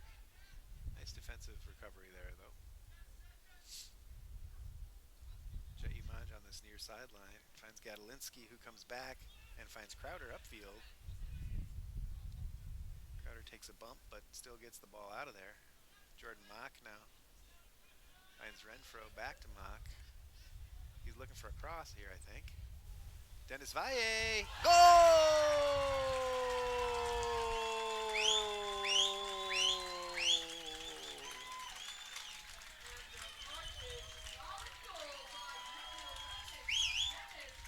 That's his first goal of the season. Ties his goal count of last year's with one. Absolutely. Well done, Dennis Valle. Dennis Valle with a really nice header there. His first goal of the season. Excellent play. Jordan Mock with a really nice cross there right on the head of Valle. And he had a lot to do when he had that header. I mean, it was not an easy header by any means. But he's able to put that away. So a goal by Dennis Valle. And now Carthage has turned it around. They were down 1-0 at half and now lead 2-1. The first goal was by Mickey Riley at 58-53, and this most recent one at 63-54, Dennis Valle. So about less than 5 minutes between those two goals. And Carthage is up now. Yeah, that's good for Valle to get that goal down under his belt. You can tell he's been working. He's played in 16 games last year. He's played in, I think, every game this year, too. He just didn't have the stats to show for it. I mean, he's always been around. He's making quick passes. He's been working hard up top, but good for him to get his head on that one and finally put one in the back of the net. Absolutely, well deserved. Dennis is a sophomore from Palatine, Illinois. Really nice goal there for him.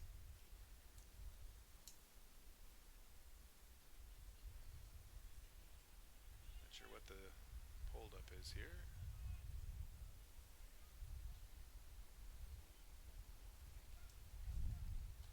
Is it injury timeout or?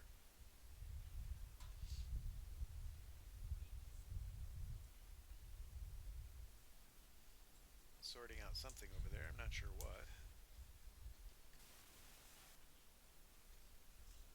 Maybe there was a injured player. He seems to be limping. Injured. Okay, maybe that is an injury. Colin Otten there.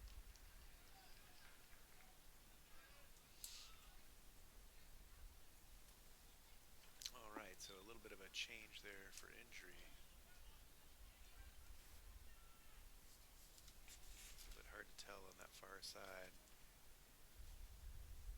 exactly what's going on.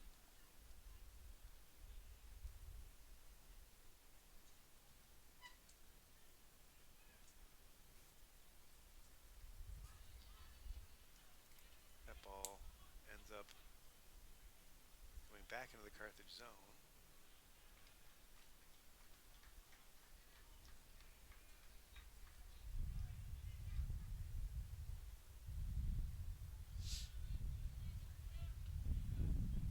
So now it looks like they're going to try a long throw. Cooper Perro has come in the game. He's another big kid at 6'3". He goes down in the box there, right over the back of Mickey Riley. They're celebrating a goal here, and I guess it was a goal. It looked like the Carthage team had stopped playing there. I thought maybe they... Yeah, that was weird. It was almost as if they wanted him to be offsides or some sort. Not quite sure. Not sure exactly what happened there. They're They're all surrounding the referee. She's going over to talk to her assistant referee because it did seem like there was a lot of confusion there. Oh, the foul. They're calling for the foul inside the box there. Here it comes back.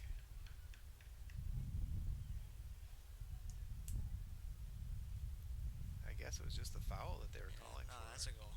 I don't think there's anything there that's going to overturn this goal. Probably not anything that's going to overturn it. They are having a conversation on that far side between the referee and the assistant, just making sure that... If it's based off that foul there, I don't think that's enough to take it back. There must be something else that we're not seeing here. Maybe so. But you can't be offsides on a throw-in. No. So I'm not quite sure what's going on. Yeah, I don't know. I think Carthage just thought there was a foul there, or they thought it had gone out of bounds, and it ended up coming back in. So that's a tie game. All right, back to the drawing board for both teams. Goal by Sharma, Raghav Sharma. That's his second goal of the season. Assist by Wasserman. Danny Wasserman with the assist. So kind of a controversial goal there, sort of one that didn't really see happen, but you can see on the replay there that it came across all the way across, and just before it went over the end line, it was kind of cut back there by Wasserman, and Sharma was there and tucked it away. So again, another story of just one goal after another there, just like the women's game where they scored to go ahead, and yeah, within a minute they scored. And in this game, again, there was only 63-54 was the Valle goal, and 65-15 was the Sharma goal. So again, about a minute and a half between those two goals. Really two quick goals there. So 2-2 here at Art Keller Field with 25 minutes to play. Fortunately, we've been fortunately at all, we've been excited to see two games today where lots of goals have scored. I mean, the women's game 2 finishing 2-2, this one 2-2 here with 23 left to go. Absolutely. I mean, it's definitely a great day for watching soccer, that's for sure. It has been two well-contested games here, lots of goals on both sides. And it's great to see, and still a little bit left here. It should be an exciting finish.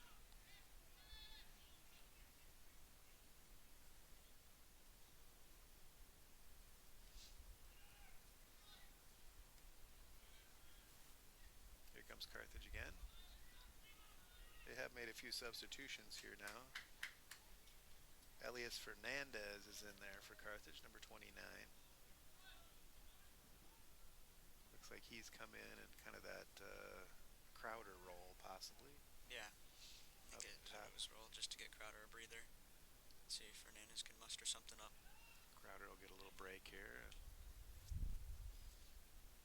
See if Fernandez can get anything. He's a junior from Mexico City. I believe he also lived in Spain at one point too, I was hearing. So he seems like he's played in some two very good areas where soccer is known to be very prominent. Very true. Or football over in Spain. I think he might be a transfer student too, or I believe he might be. I think so, maybe.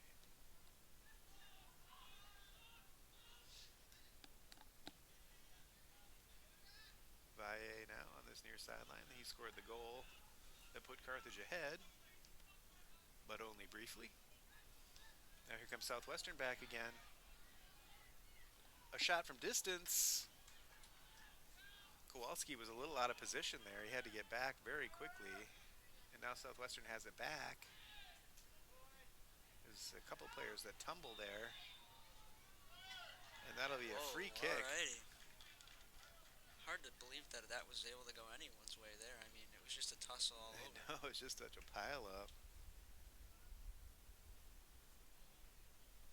I mean, I guess it has to go one way, right? The ball was kind of stopped, and I guess it's up to the referee's judgment there. It looked like the Carthage player maybe grabbed the ball thinking that he had been fouled, and I think handball was the call, maybe. She has definitely let them play tonight, so I mean, it's been a few cases like that where it seemed like both teams were kind of looking for a foul call. It's like Daniel Sartorio maybe showing his teammates something he might have gotten cleated somewhere in the leg, maybe. Maybe that's what drew the foul. Could be, could be. Lucas Marino has this free kick lined up, along with Danny Wasserman. Fun fact about Marino, if you ever go check his roster profile photo on the team website, it's pretty great. He's dressed up as a pirate. He's got the pirate suiting. outfit. It's pretty awesome.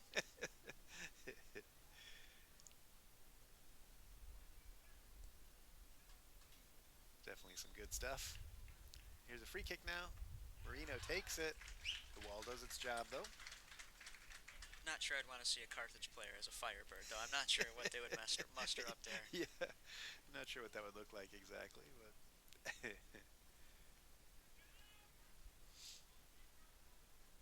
here's a long throw now. That's Nowlin. Jet Umanj with a nice ball out. Mickey Riley now trying to put some pressure on his defender, and it does come to the keeper. That's Jackson Tucker. Riley, though, putting some pressure on there. You could see him talking to Coach Leese just before that free kick, trying to maybe planning some strategy for these last 20 minutes. Carthage kind of trying some long balls here, trying to get on the end of something. Now, rather than passing it through the midfield. Yeah, you got Crowder and Dearborn on the sideline, gassed and ready to go, probably for till the end of the final whistle. They're looking like they're ready to come back in here. Fernandez is doing his job, letting Crowder get his break, as well as just kind of causing a little bit of havoc up top. Absolutely. Here he is on the ball. Nice hold up. Riley to Renfro. Back to Riley. Now Mock.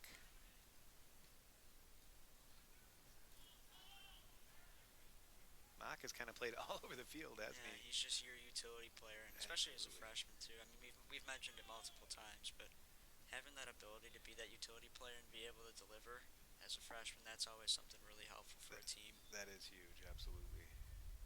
He was playing left back when Christian Inestrosa was out, and then he moved up into midfield to start tonight, and now because of an injury or some kind of a small injury to Dearborn, he's ended up on the right back position. So he's played 3 different positions in 3 different games here. A little bit of an injury there, it looked like. Dennis Valle limps off, but he does go off under his own power. He might have just wanted some water. You'll never know. Could be, could be. Aiden Crowder has come back in, as well as, it looks like maybe he was the only one that came back in there. Yeah, I think they kept Mock out there because I think Crowder was probably supposed to go in for Fernandez. There's a defensive play by Jordan Mock. A lot of calls for a foul there, but no foul. I think that would have been pretty hard for her to call that foul, especially in the box. Yeah, that's a game-changing call there, and I don't know if that was enough to warrant a penalty. Right. She's really let a lot go. It'd be hard to call a ticky-tack foul. Keep up with her standards that she's got. Right. She's been letting that go all night, all over the field. So the ball in, just over the head of the Southwestern player, and that'll be another corner from the other side. This, as we've said, is a little bit worrying because they do have such a big team. Got a couple of really big kids in there.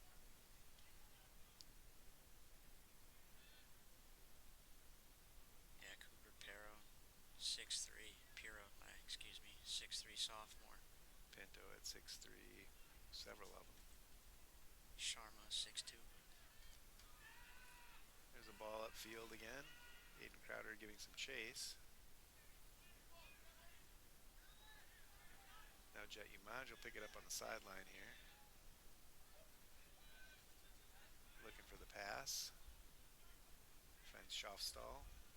Up to Riley. He's got it now in the center circle, surveying the scene. Decides to go back to Schaufstall.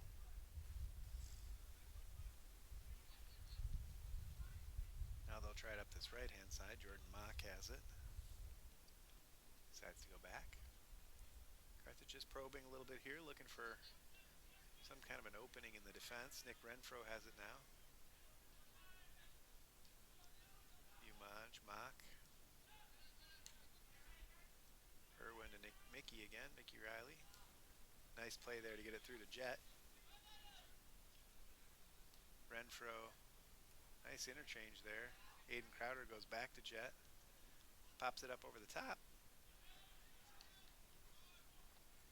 And that will be a goal kick.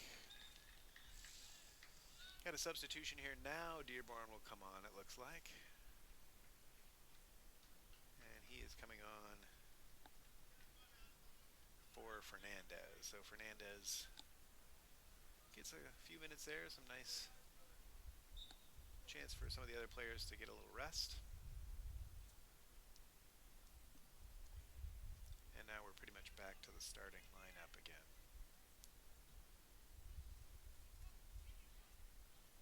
Except for Gadolinsky in there.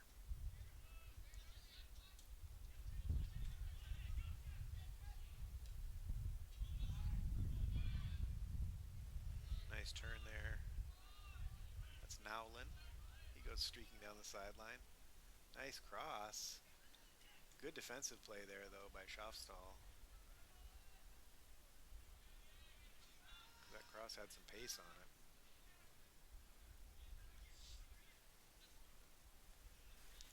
Carthage getting it set up here on this side.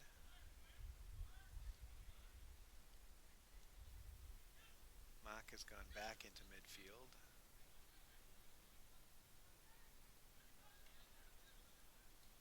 And Dearborn has come back out on this right-hand side. Izzy Irwin now. Finds Riley. Finds Umaj. Back to Riley. Riley felt like he was fouled again there. Last time he got mad like this, he went in and scored a goal. So see if he does it again. Don't make him angry. It's a nice ability, though, if you get mad, you're able to score a goal. I think Southwestern will be more prepared this time, but you got to kind of caught him on a break. But here, we'll see what he does here. Here he has it. He finds Jet, who shoots. Oh, a nice play there. That was some really good last-ditch defending there. Cooper Perro at the back, as you mentioned. Perro, the sophomore from Tulsa, Oklahoma, who's come in as a sub. That was a important block there. I'm not sure the keeper would have gotten that one. Low and driven, going kind of curling towards that far post there. Yeah. Looked like Jet was kind of held a little bit there too, so it could have been a foul potentially, but not tonight, I don't think. There's been holding both sides on. I mean, that's been going on all game. Yeah, Jet plays it short now to Mickey. Jet looking for the cross. He finds Mickey, or I'm sorry, that's Dennis Valle. No, that's Inestrosa. It's Inestrosa, you're right. It was kind of an awkward position for us to be. We're not used to him being there. Yeah, right. Riley now. Ooh, he lays it off for Jordan Mock. Great idea. It was. He laid it back there. It was nicely done. Fashioned a nice opportunity there for Mock, but he wasn't able to keep that ball down. He was in a good position there. Now here we have another one of these mass substitutions. The new pirate ship is rolled into the port, dropping off the newest pirates ready for battle. They are back in town.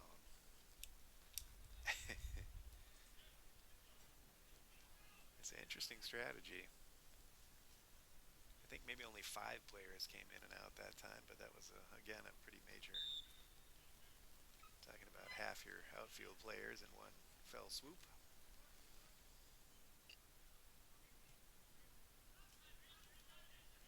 Be interesting to see what their training sessions look like with that 2 different teams. If he preps both of them the same, or if he has 2 different approaches with those teams, and with the intent of having maybe 2 different approaches in the game if one doesn't seem to be working. Yeah, that's interesting. Of course, with unlimited substitutions in college soccer, it's unlike pro soccer. Nice play here through the middle. Jet tried to lay it back for Gadolinsky after he received that really nice pass, but it didn't have enough space there to make anything happen. Schaufstall now brings it back from midfield. Plays a little give and go with Jet. Aiden Crowder trying to turn it. He's aggressively chasing that ball, but it does get cleared out. Southwestern, though, mostly just kind of clearing it away now. It seems like Carthage has the upper hand in momentum. A little bit of that panic spam kick, kind of just get it out. Right. Now Riley, Inestrosa with a nice run down there. Injured Pirate around the 30-yard line. There's an injured player on this side of the field. Carthage not stopping, though, and there's a shot. I think that was Jumanj with a shot. Excuse me, Landon Gunther on the ground there, number 8. Injury on the field. Looks like we'll have a short injury timeout here as the trainers come to check on the injured Pirate.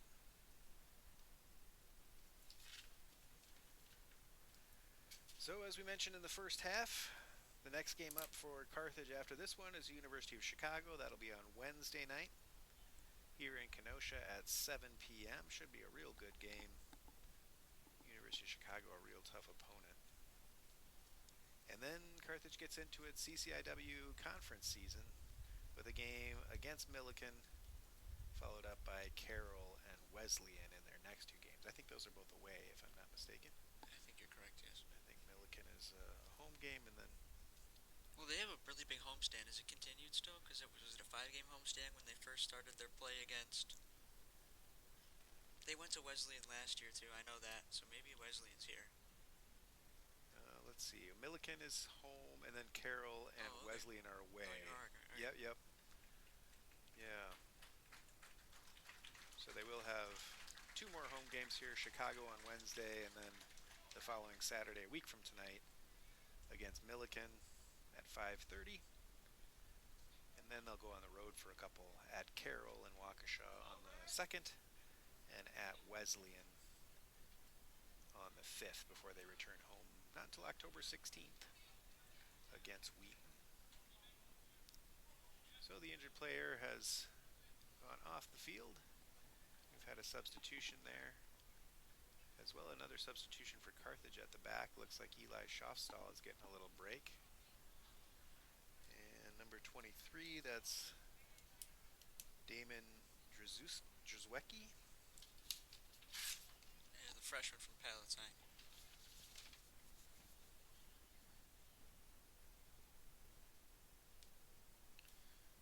Referee having some type of discussion with Jackson Tucker.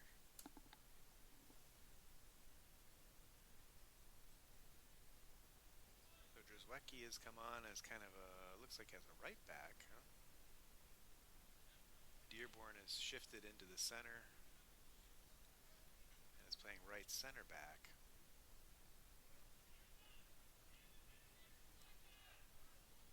So here we go. We'll get back underway here. 12 and a half minutes left to play. Setting the scene. 2-2 is your score. Carthage was down 1-0 at half. Scored 2 goals in rapid succession in about a 5-minute period, but then was followed up just a minute and a half later by the equalizer from Southwestern. That was at the it was at the 65-15 mark. So we've been scoreless since that point. And there's 12 minutes here to try to see if we can find a winner or have yet another 2-2 draw to equal the women's result in the earlier game here this evening. Michael Grimm lining this free kick up, taking his time over it certainly.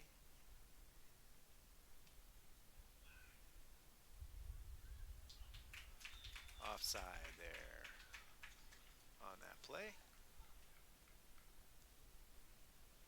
Ball comes back.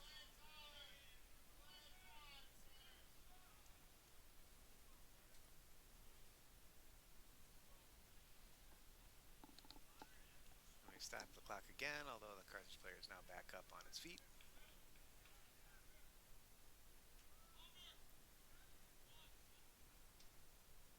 And Carthage will take that goal kick and we'll get a restart.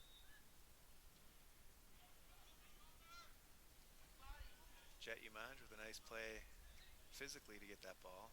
Very strong player, even though he's not super big. Really got a lot of power. Mickey Riley gets that ball first.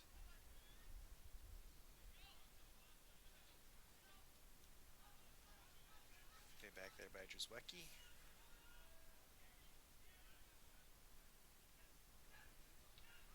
Not sure why Schafstall came out. Maybe there was an injury or something. Seems like an unusual substitution to make in the last 10 minutes, but Schafstall's played pretty much every minute of every game, so I'm not sure what the issue was there. May have been some kind of an injury. Or maybe something tactical, I don't know.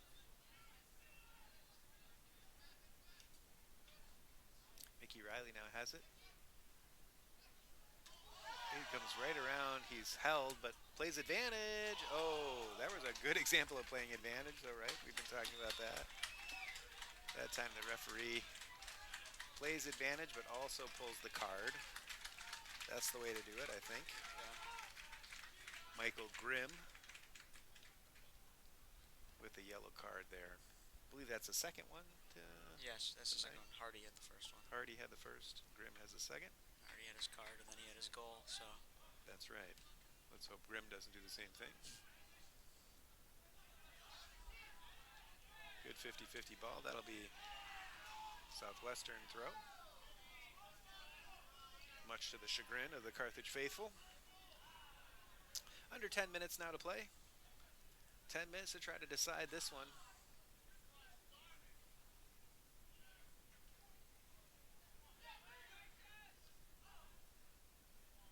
That ball comes bouncing back to the Carthage defense, but they are able to clear it.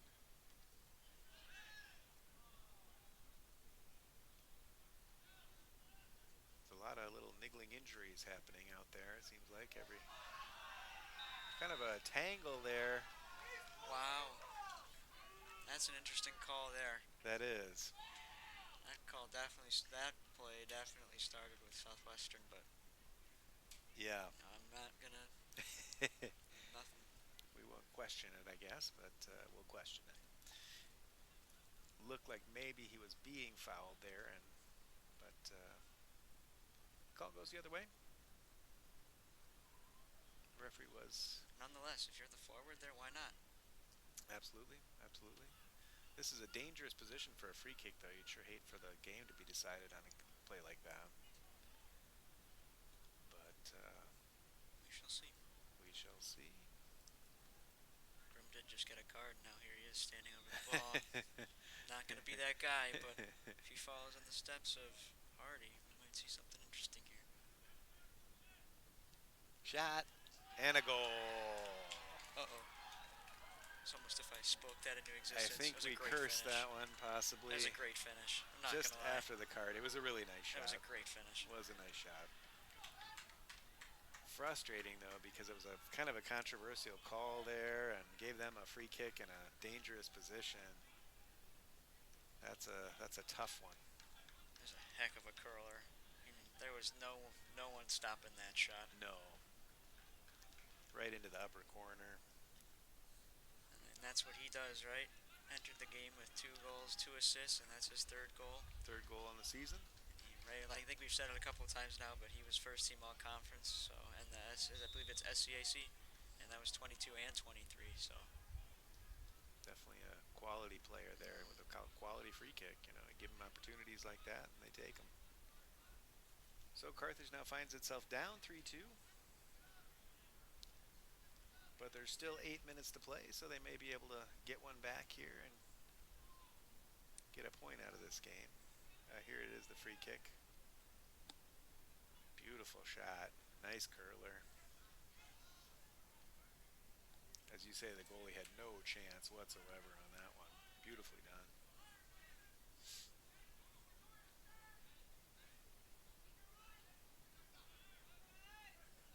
Gadolinsky now. Jet Umanj making a run for it. It's tapped out of bounds there, though. Nice play by number 24, Singh. Jordan Mock is lining up a long throw. We mentioned a couple of games ago he had one of these long throws that ended up an assist for a goal. So he'll take that long throw again here from this near side. Into the box. It's punched away by the keeper.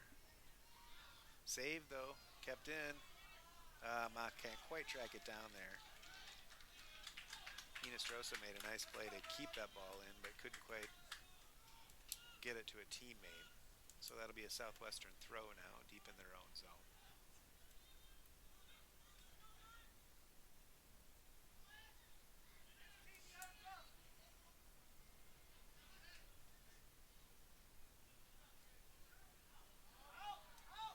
Out of bounds. Carthage throw.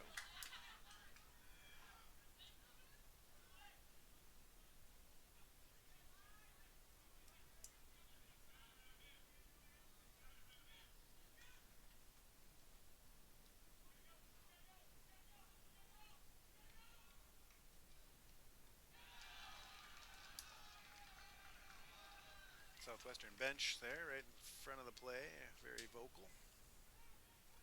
Nice play by Izzy Irwin there to take that ball away and pound it downfield. Nice ball. He found Crowder on the sideline. Crowder holds onto it, drives to the byline.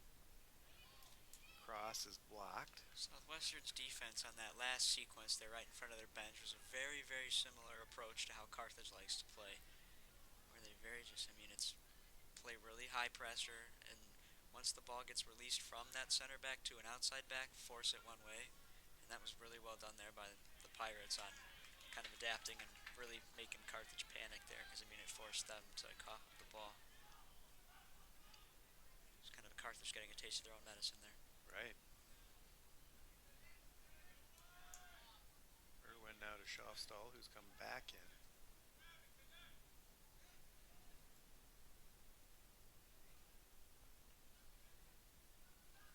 Riley tracks that down, finds Gadolinsky. Gets the ball back, but it is taken off him eventually. Izzy Irwin, though, finds Mock. Drzwecki now. Umanj tries to turn it, but a pretty nice defensive play there. Yeah. Get his body in front of that ball.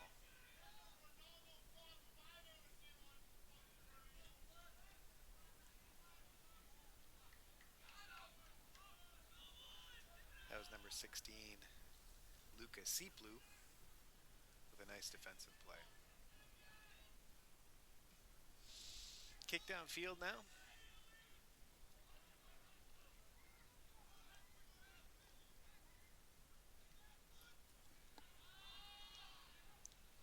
In the center circle, Southwestern picks it up again and goes far side. Good move there. Nice move. Maintain possession. Comes all the way through. And the flag is up for offside.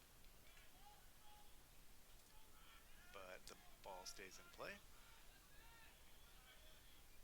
Jordan Mock has it. Drzwecki is intercepted there. Nice defensive play, though, by him to get that ball back. Gadolinsky finds Renfro to Mock. He's got Jet in front of him. Jet cuts it in. Trying to get across the field, but it is cleared upfield. Izzy Irwin goes all the way back.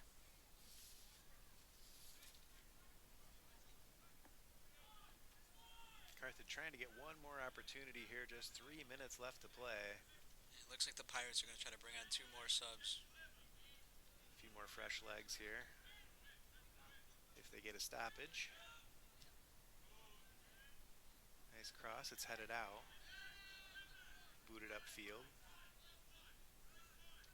Schaafstall now. Trying to come cross. Drzwecki will pick that up and try to throw it in quickly. 2.5 minutes to play. Schaafstall picks it up just this side of the center circle. Kushina Strosa now with a nice move to get into the box. He crosses it, but it's popped back out. Oh, there's a foul there. That might be a card. Yeah, there you go. Card there. Grayson Pinto. That was very similar to the foul with Hardy in the first half there. Yeah, similar kind of play. So just over 2 minutes to play here. Carthage down 3-2. Southwestern with a free kick just inside of their own half. They'll boot it downfield.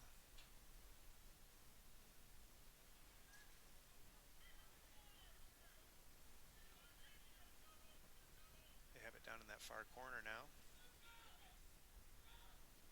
Carthage trying desperately to get that ball back, but that will be a Southwestern throw with under 2 minutes to play now.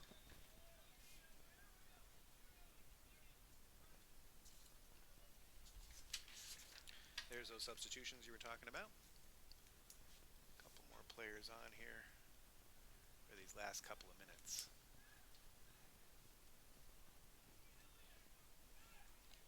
Lining up a long throw here, but I imagine he'll probably take a short throw. Back underway.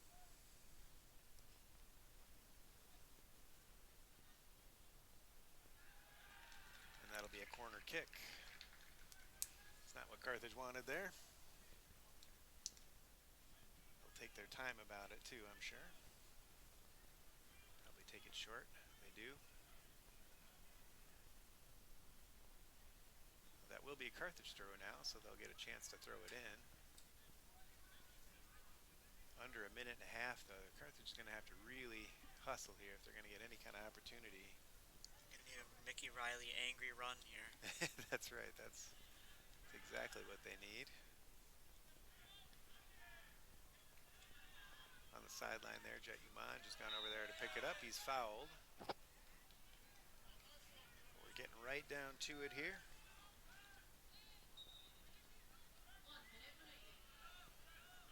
Referee wants him to bring it back, but the clock is running, and now the ball's just sitting there. Southwestern in no hurry, of course, to get it back to the referee. They did stop the clock now. So under a minute, 53 seconds to go. Carthage maybe with one more chance here to get up and get an equalizing goal. They're down 3-2.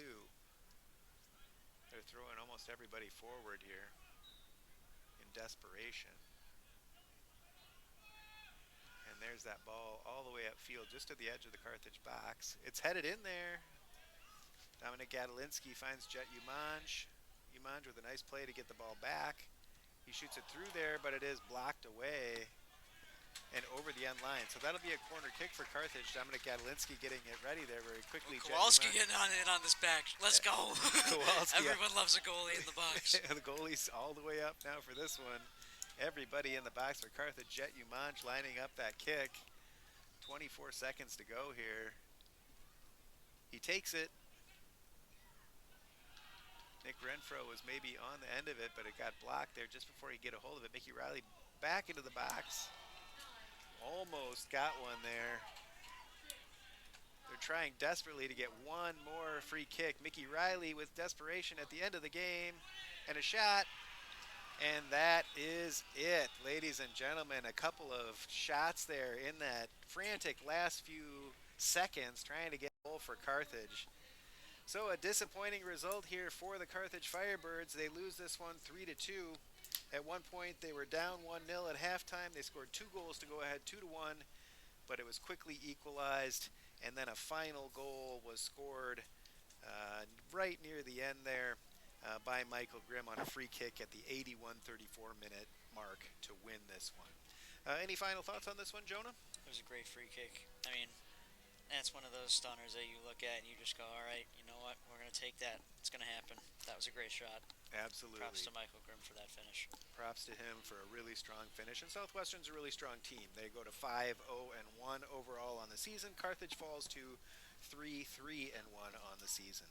So not a great result, but probably Coach Lease wanted to play these tough games so they could get some experience playing some really tough teams, and I'm sure this will pay off down the line as they get into the CCIW season. These games not nearly as important as those conference games, so those are yet to come, and Carthage will certainly have grown from the experience of playing a huge team like Southwestern and a team that's highly rated and really, really strong. So that's it here from Art Keller Field in Kenosha. The next game up for Carthage is coming up on Wednesday night. That'll be against the University of Chicago right here. We'll be streaming that one. Jonah and I will be here in the booth at 7 p.m. This next Wednesday. So come on out to Art Keller Field or check us out on the stream. Otherwise, thank you for joining us here from Art Keller Field. For Jonah Wallgren, I'm John Bruning. This has been Carthage Firebird Soccer. Thank you to all of our production crew, which you're seeing on the screen now, for all our students in graphics, replay, and camera, as well as our director and producers. So thank you for joining us. This has been Carthage Men's Soccer, and we'll see you next time.